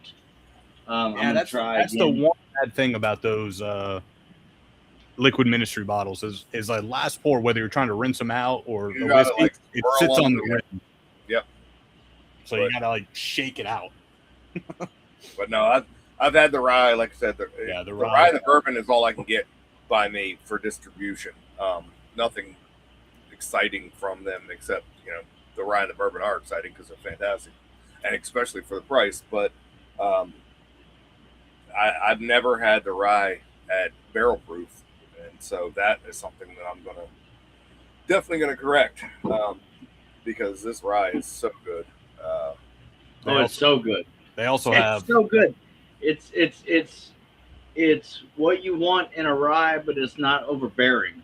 Yeah. As far as the rye, some ryes can be too much for whiskey drinkers, especially those that are looking to move from bourbon to rye, or at least expand their horizons into the rye world. This is a great, and I meant this. This is a great introductory level rye whiskey, but it is also, the three of us love rye whiskey, and I think Paul and I are probably more in sync than Jerry. Jerry loves rye whiskey too. Don't get him wrong. Paul and I really, really appreciate rye whiskey. This is a great rye whiskey for people that really, really, really appreciate rye whiskey. This is a fantastic whiskey. I want it. So I'm looking through their website, and they got a shirt. They got the ones that say "Got Bourbon," obviously, but they also have one with an American flag that says "Bourbon, Steak, Guns, and Freedom." This isn't showing up on YouTube, but if I remember when I'm editing this episode, basically putting music to it. I like that one that's down there next to the other Got Bourbon one too. This one down here. Yep. The flag. Same with the flag on it. That's awesome. With the I think that's the same shirt, just front and back. It could, yeah, it could be. Yeah, it is. It's the same shirt, just front and back. Yeah, it's. Well, I guess I got some apparel coming with my bottles too. Yeah, they got coffee and once too. Again, and anybody else that's listening, they're not on anymore, and we're still stroking egos because they're it's not like we're being paid or whatever to talk about these guys. It's just fantastic product. So yeah, they also have they're not on anymore, and we're still praising everything that they do. So check Taconic out.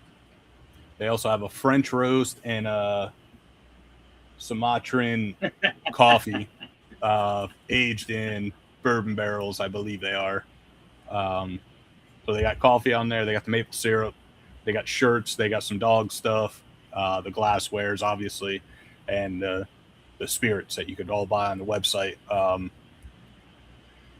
So yeah, I wish I could get it around here. They do have a where to buy. It doesn't show where, but it shows the distributors.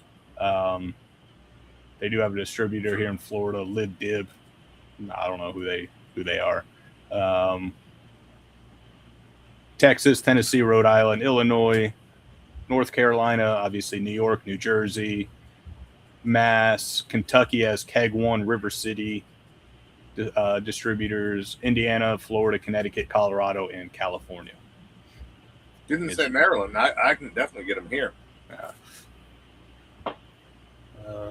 Yeah, it's just we have distributors in the following states. Well, I know I can get them here, but I can only get, like I said, I think the two, flagship offerings or whatever. But I definitely can get them here, but it's only at certain liquor stores. Maryland's weird with the distributors, but I buy them here. So you can get them in Maryland. You just got to look. But I think, like Paul said, get them online because that's where you can get everything. You can't, a lot of these states, Jerry just rattle off. Probably you're just going to get their flagship offerings that we kind of just drank, the not proofers. If you want something, the higher proof or the RTDs, the special stuff, just go online, get them from them, and we give you a code for free shipping. So nothing's stopping you. And they have if you're in that area, Saturdays between noon and 6, the tasting room's open. They say, according to the website. But yeah, like I said, I've been a fan since I've tried them a couple of years ago with Prime Barrel and Spirit Animals. I think they were on Tim Swide's tasting too. Probably.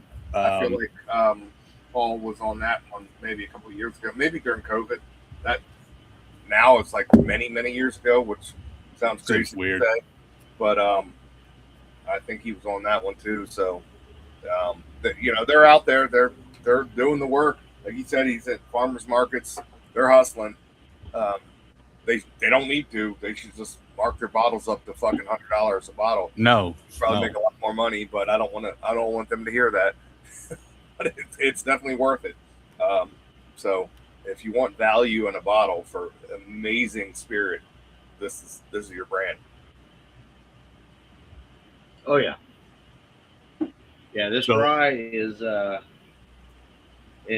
just holy shit. I mean, it's just think about it. It's a 95.5. It's a 95.5. How many fucking brands out there buy just like 95.5 from MGP and the MGP that they don't want? Like MGP will keep their own 95.5 when they like it. It's the MGP 95.5 that MGP doesn't want. They sell to some other brand and they put like $150 on the fucking bottle. And people seek it out and just want it so bad. This is a 95.5 that they make themselves that is $45. Like, what? And the legs on this bitch. What are you doing? Holy fuck! Like it just sticks. There's no running whatsoever. It is just beautiful. And I don't hate on NDPs or whatnot. Of course not. A lot of this, like these smaller distilleries, started out that way until they got their stuff going. It's the ones that, and I'm not going to name any names because everyone's going to know who I'm talking about. It's the ones that buy those 95.5s or the 75/21 4s or whatever they are from MGP that everyone's putting out at 40, 50, 60 bucks at most. They're putting them out at 110, 120 just because they can. They might have a better selection of barrels than some of these other places, but is it really worth double, almost triple the price? No, not because now MGP is keeping their best barrels because they're putting out their own products in the last 5 years or whatever. They have all their own labels. So not only that, they have Penelope. Penelope's putting out so much shit. Well, that's one of their own labels now, kind of. Yeah, so they're not, 8-10 years ago, the 95.5s you were getting were probably much better than they are now from MGP. Yeah. And so if you can get one, if you like that mash bill, you can get this one for under $50. Like, are you kidding me? Like, and like I said, it's not like that same profile. It sort of is, but it's not like. No, the MGP mash, like the recipe, it's like that spice forward. You get a lot of the herbalness or whatever. This one's sweeter. I would honestly thought there was corn in here. I would have thought there was 100%. Corn. There's no herbal notes in my mind to this one. Like I get a big, and I like the herbal notes in the 95.5 MGP. I don't get it in this. I would have bet my paycheck that this was not a 95.5, and I get. Fantastic. That sweetness up front, the that rye spice towards the middle, and then I don't know if it's just my mind after drinking the RTDs, or if I'm starting to get them, or if it's just a cigar, but I'm starting to get like that cinnamon graham cracker on the finish. Yep. So I don't know if it's just a combination of just trying everything or what, but so it's like sweet, it gets that rye spice, and then that cinnamon spice with that graham cracker note. It's fantastic. It's as a 90 proofer, it's not going to blow out your palate like some of these 110, 125 proofs, which I would love to try this. I'm definitely going to look at those.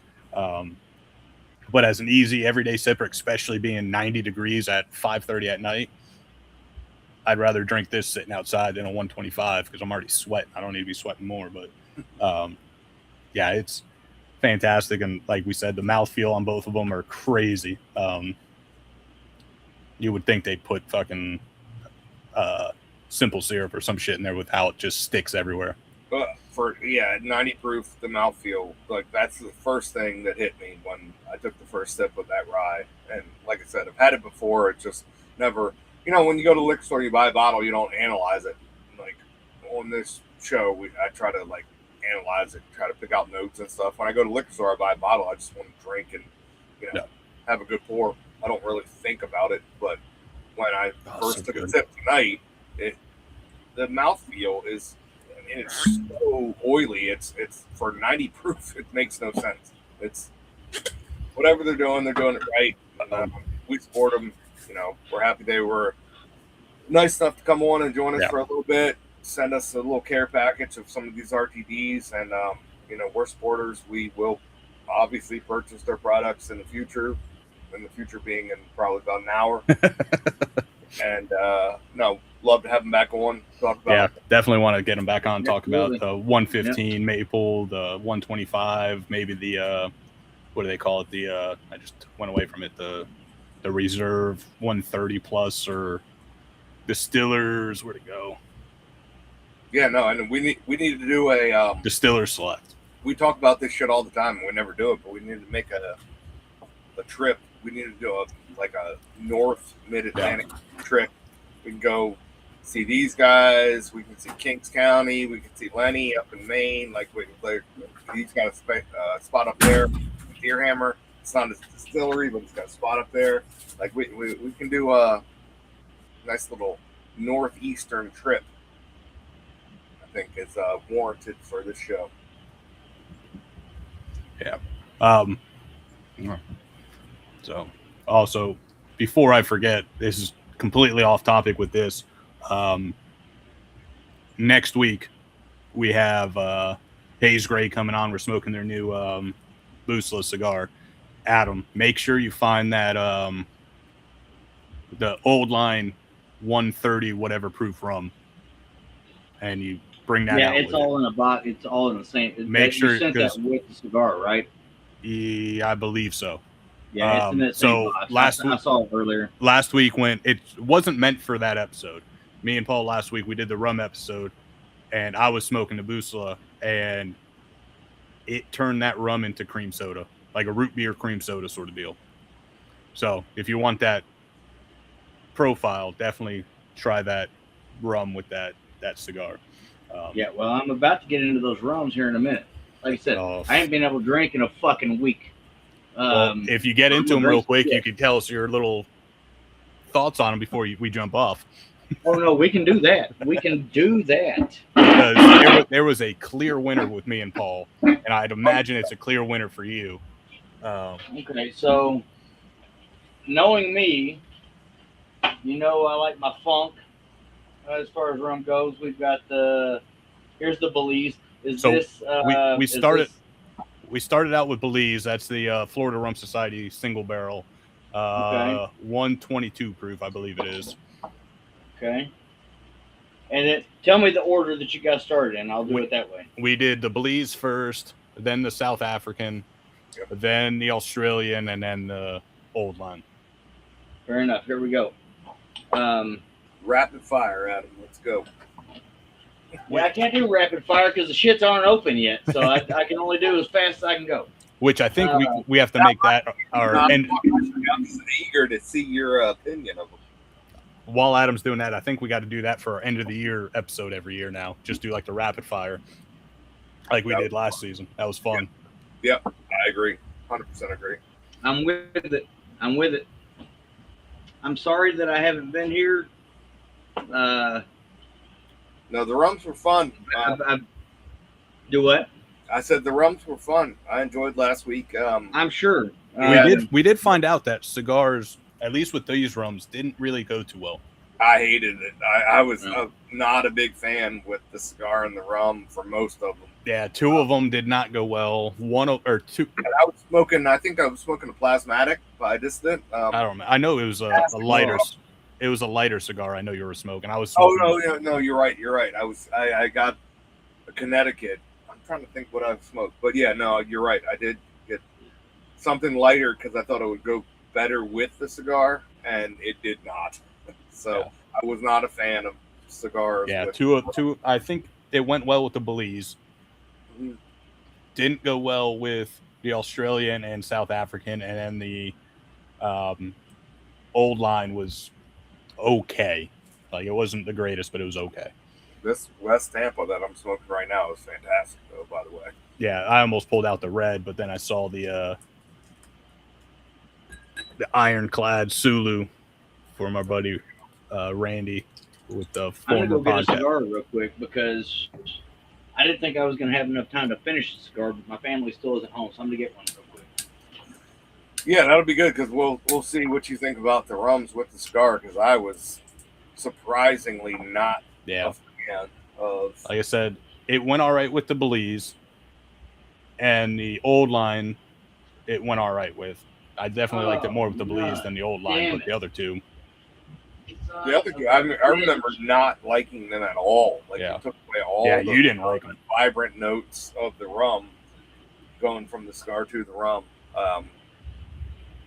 So yeah, for me personally, not a rum and cigar guy. I'm just a rum guy and a cigar guy, but not together.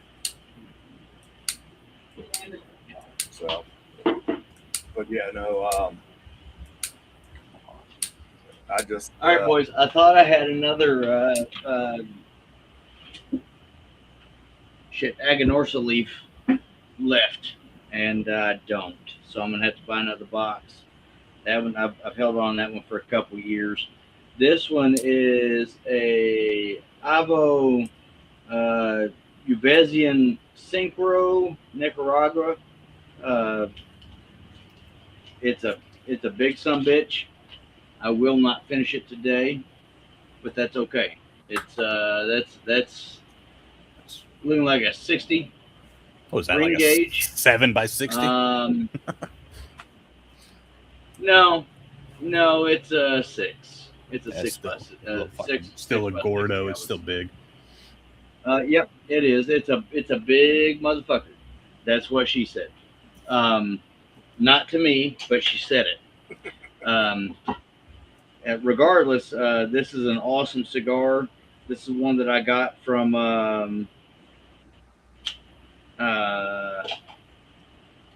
what was the online store that we used to order from like all the time? JR.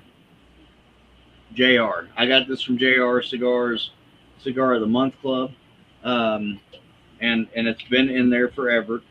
I just cleaned out my humidor.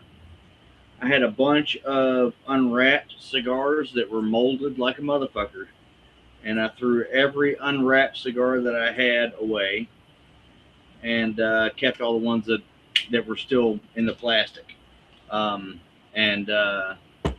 that saved me a bunch of money, and that's fine. There were some cigars that I had for years that I was never going to smoke. This one I've had before. It's a great cigar.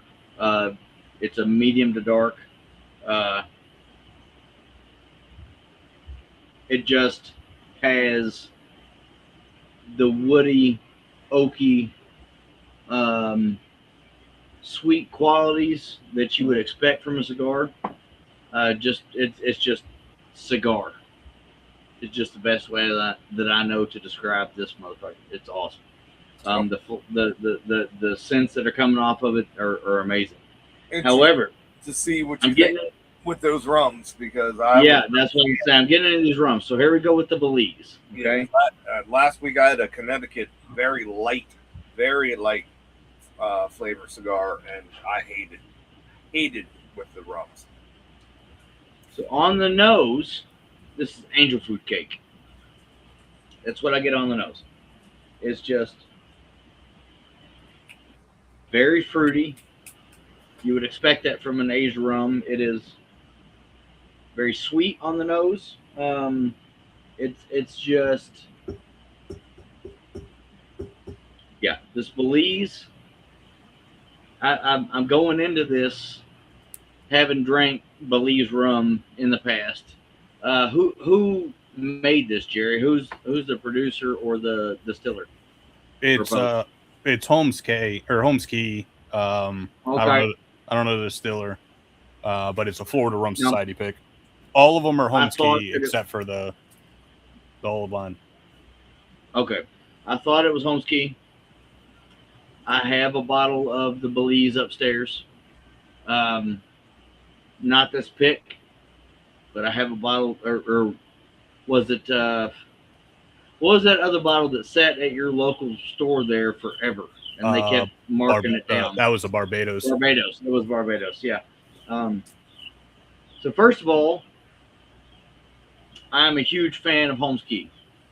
Yep. They are fucking incredible. Jerry sent me a rum care package some years ago. You guys might remember because we were all still active in the blue collar chat. And that particular day was a few days before Christmas. I was watching a Christmas movie. That Christmas movie is known as Return of the Jedi. If you don't know that Star Wars is a Christmas movie, you're wrong. I was watching that movie while a tornado was ripping my hometown apart. There's a guy up in Cincinnati that was part of the blue collar chat that was talking about it. And Jerry and I were talking on the side. He sent me some of these samples, and I was drinking those samples that particular night. I'm fairly certain that I've had, if not this particular pick, I've had something similar. So the nose is fantastic. Here it goes down the hatch. I think I sent you just the regular 13-year Belize. They're all single barrels, but it wasn't a single barrel pick.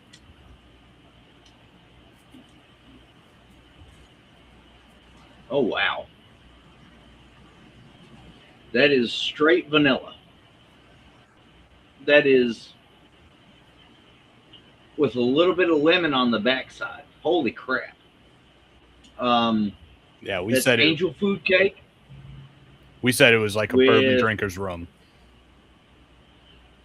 I could see that, but it's angel food cake with a lemon meringue. And a lot of vanilla added into the meringue. That is incredible.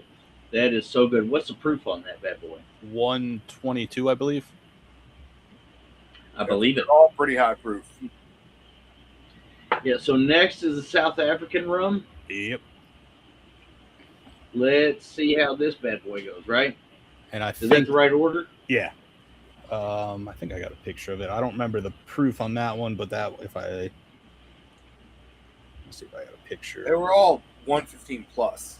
So yeah, South African is 59%. So just slightly lower.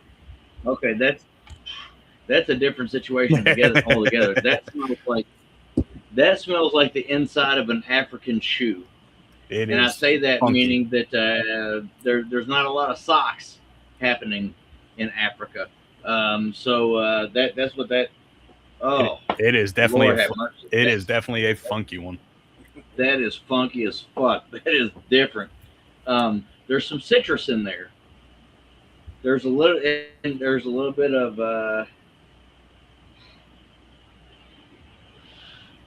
I can't put my finger on it. There's some citrus, but there's a type of cake, maybe a coconut cake, a little bit, with some African foot. I don't know how I'm going to feel about this based on the nose. And based on Paul's expression, I'm probably not going to like it. Well, I mean, African foot's a great tasting note. Like High West Distillery might hire you after that note. That's a good one. I mean, it's there. Let's see how it is on the palate.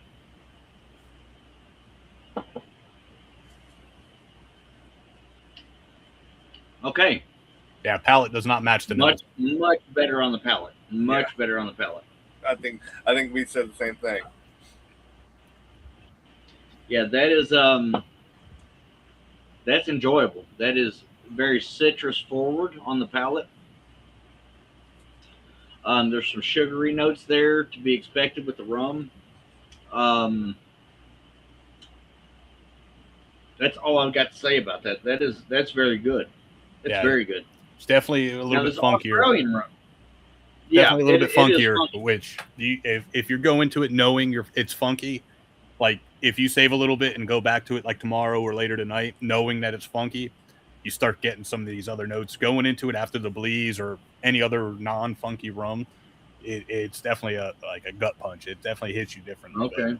Well, I'm going to go back to it here in just a minute because I just got some grape juice notes. I'm a very, very big fan of grape juice. I love it. I love it. And I'll drink it until my poop stinks. And that is the absolute, like, there's no, like, I'm not joking there. There's no hyperbole there. I will drink an entire bottle of grape juice. My poop will come out green and smell terrible. And it'll be sticky. And nobody wants to hear this, but here we are. We're in the thick of it now. I've already started the conversation. Well, we just lost all of our listeners on YouTube. Regardless, that's what I get, some grape juice notes on the end of that. I've just poured up the Australian rum. I am reticent to try this because of the Meritas that I have upstairs that I need to send Jerry's way. Because it's fucking disgusting. And that is in that whole general area of the Pacific Ocean, Australia and New Zealand and whatever, or yeah, it's the Pacific Ocean. Yeah, in that whole area. And that being the case, I'm a little bit worried about this. So let me light my cigar.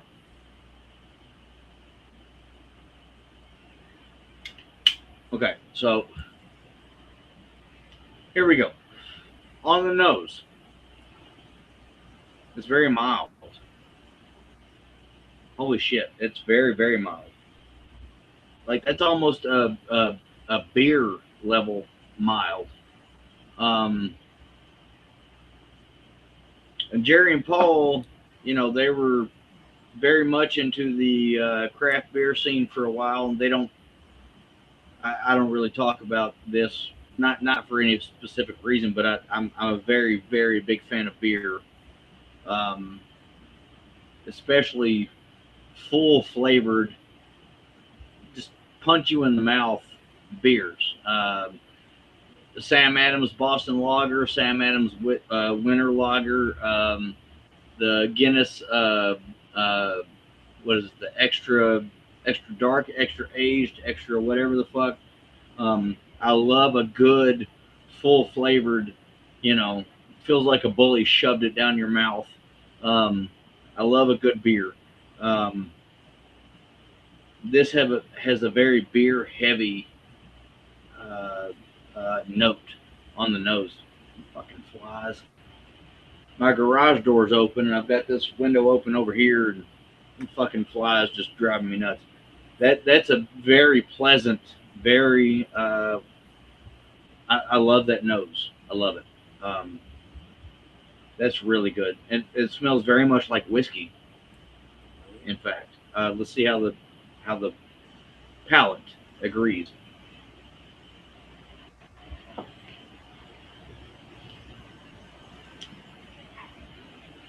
Holy shit. Holy fucking shit. So that is the palate explodes with everything you get on the nose in every way. Like that is a complete, like it's the same but completely different. That is a. What would you think the proof is? Let me have some more. Let me have a little bit more of this, Jerry, before I answer your question. I hate my job. It's awful. Yeah. It's a terrible job. Terrible job that we have here. So let's see here. God, that nose is stupid good. So I think me and Paul both made the thought of like a hazy or fruity IPA note minus the I could see that. hops. I could see that. Yeah. So it was funny that you said beer. Before I drink this and answer your question, what did you guys think about this? Did you like it? Do you agree with my assessment on the nose? Like what's happening there? I mean, what you just said right there tells me that you guys pretty much agreed with my assessment on the nose. I was laughing because when you said beer, that's exactly what me and Paul said. Yeah, I got a lot of the like citrusy, fruity notes off of like a hazy or like a fruity beer, like not like the sour beers, more like the fruity and hazy IPAs and heavier beers. But yeah, a lot of those notes off it. Yeah, that's a stupid nose. That is fucking so good. That is Holmes Key knows what the fuck they're doing. That's all I'm gonna say. That that Meritas is the only thing that they produced that is, and I tried it again. I'm gonna try it again tonight just to see how I feel about it. Make sure that I want to send it to Jerry. I guarantee I will bet my paycheck, and my paycheck is 1 month's worth of salary. I get paid once a month. I will bet my entire paycheck that I'm gonna fucking hate it again tonight and send it down to Jerry. And here's the thing about me. I am not, if I end up liking it, I'll keep it for myself, tell you both about it, and then send you none of my paycheck. That's what's going to happen. But I guarantee that I'm going to fucking hate it. I've tried it twice. I bought it. I hated it. Told Jerry I was going to send it his way. I meant to send it with him when he came into town the last time he was here. Because it's still disgusting to me, and I really want to like it, but I'm not going to. We'll And spill that some into a Meritas, little, I don't do spill what? some into a little Boston Round and send it to me the next time you send something my way. You'll hate it. You'll hate it, Paul. I need to try it now that you've been talking about it. Yeah, no, I'll peel off a little bit and send it to you. Keep some for myself, and then send the rest of the bottle to Jerry because it's fucking disgusting. You're gonna hate it. I know you will. From what I remember of it, it has like the minty note to it. Oh, there's a mint, but there's a whole lot of terrible other things as well. It's awful. So this right here is this Australian rum is incredible. Let's see what I think about the proof. The reason, Jerry's asking me this question for a reason.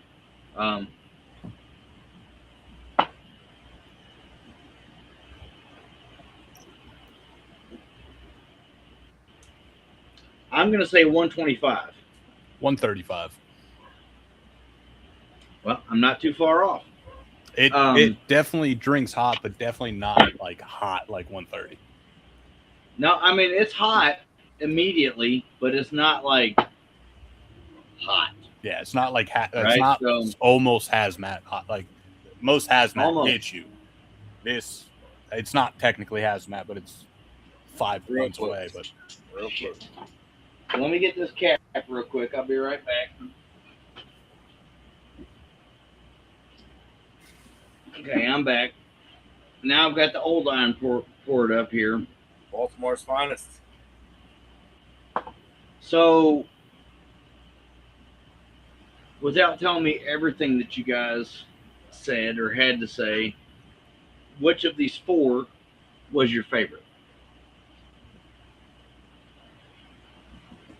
Paul, I don't remember, to be honest with you, Jerry. we were We were both of them were we both liked the Australia. Yeah, the Australian, I think, was the best.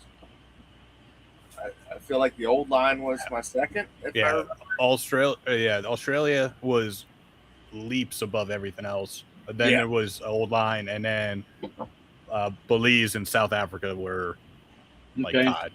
Yeah. I get the feeling that's probably going to be just based on the three that I've tasted, I get the feeling that's probably going to be my order as well. And I That Australian rum is going to be really hard to beat. did not like them with the cigar, though. Almost all of them. There was, like, I think only No, one. I have not enjoyed them with the cigar. Yeah. By themselves, yes, but with the cigar, absolutely not. Cigar took away a lot of the bright, Holy shit. from them for me. I didn't like them with the cigar, but yeah, the Australian was by far our favorite, I think. That old line though is dope. One's As a fantastic. motherfucker. Oh my god. That's the one you gotta warehouse hold on to for next week when Hayes Gray's on. And a warehouse in Baltimore, they're doing some good Do shit. you guys still have some of the old line left right now? We have bottles. Yeah, You have bottles. Paul, Yeah. I'll drink it with you. Okay. The one So I here's think- the thing. you Yeah. have a bottle of this too. I sent you a bottle of this, a whole bottle. Oh, it's that same bottle. It's the same fucking bottle. Okay. So Yeah, I knew he sent bottles. I just couldn't remember if you had any left. That right there is I don't know about where you guys live, but I know here in Kentucky, making cinnamon toast is a pretty big deal. Oh yeah, right? You make toast, you slap butter on it, let it melt, stick some cinnamon all over that motherfucker. That's the fucking nose that they get on this bitch. Let me upgrade your cinnamon toast though. Now you can go to the store and buy cinnamon toast crunch, cinnamon and sugar in a little shaker. It's cinnamon toast. Oh no, I have seen that. Yeah, like that's cereal cinnamon toast crunch in a shaker. Yeah, that's got to be good on some toast with some butter. That has to be fucking fantastic. That's what I get on the nose with this shit right here. Holy fuck. That is and a thing that I absolutely hate to eat, caramel corn. I love the smell. I don't like popcorn in any fashion. See, no, I really don't. I feel you because I love popcorn. I'm a huge fan of popcorn. Well, you get those tins where it has like the regular, the cheddar. The only ones that I like are the cheddar popcorn, and I leave everything else. But see, I will destroy the regular and the cheddar, and the caramel is kind of left there. I agree with you. But at a state fair, when you smell caramel popcorn being made right there, that shit is stupid. It's like, look, nope. I know what it is. I know what I'm getting. Cracker Jacks and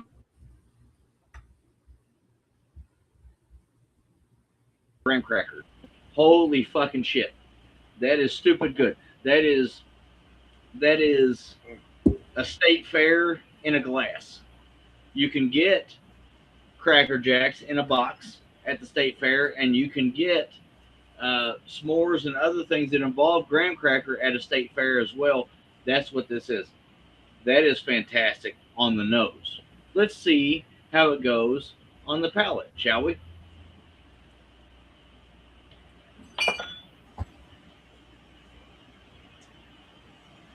Oh my God.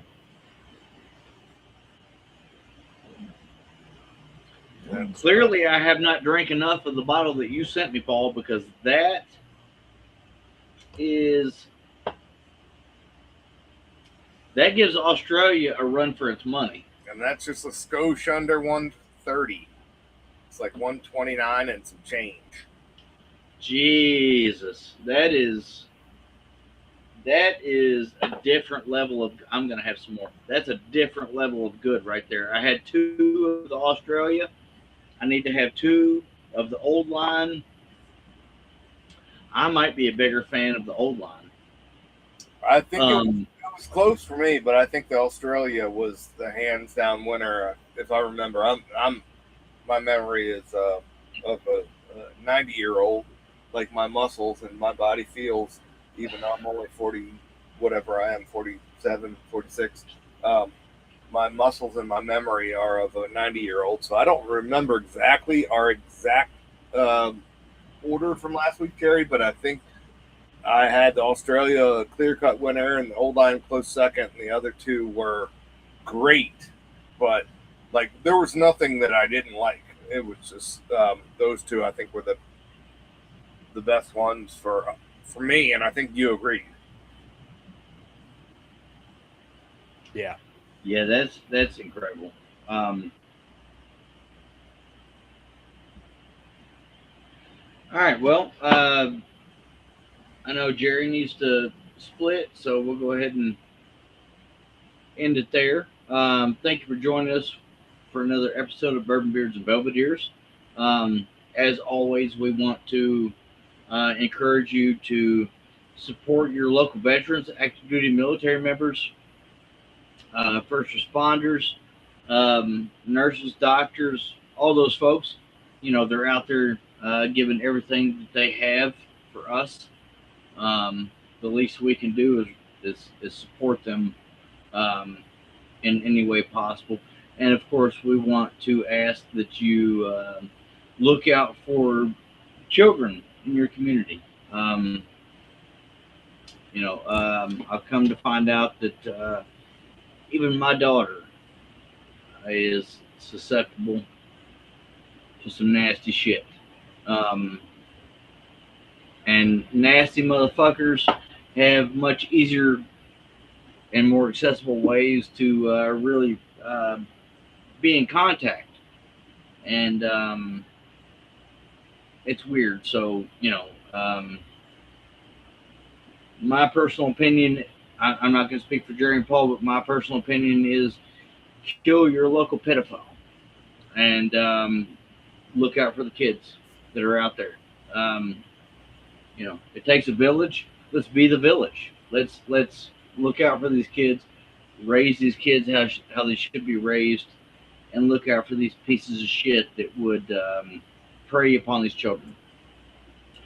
Until next week, we encourage you to enjoy your spirits and your cigars responsibly, and make sure you're 21 at least for these enjoyable experiences. And until next week, cheers. Cheers, guys. Cheers.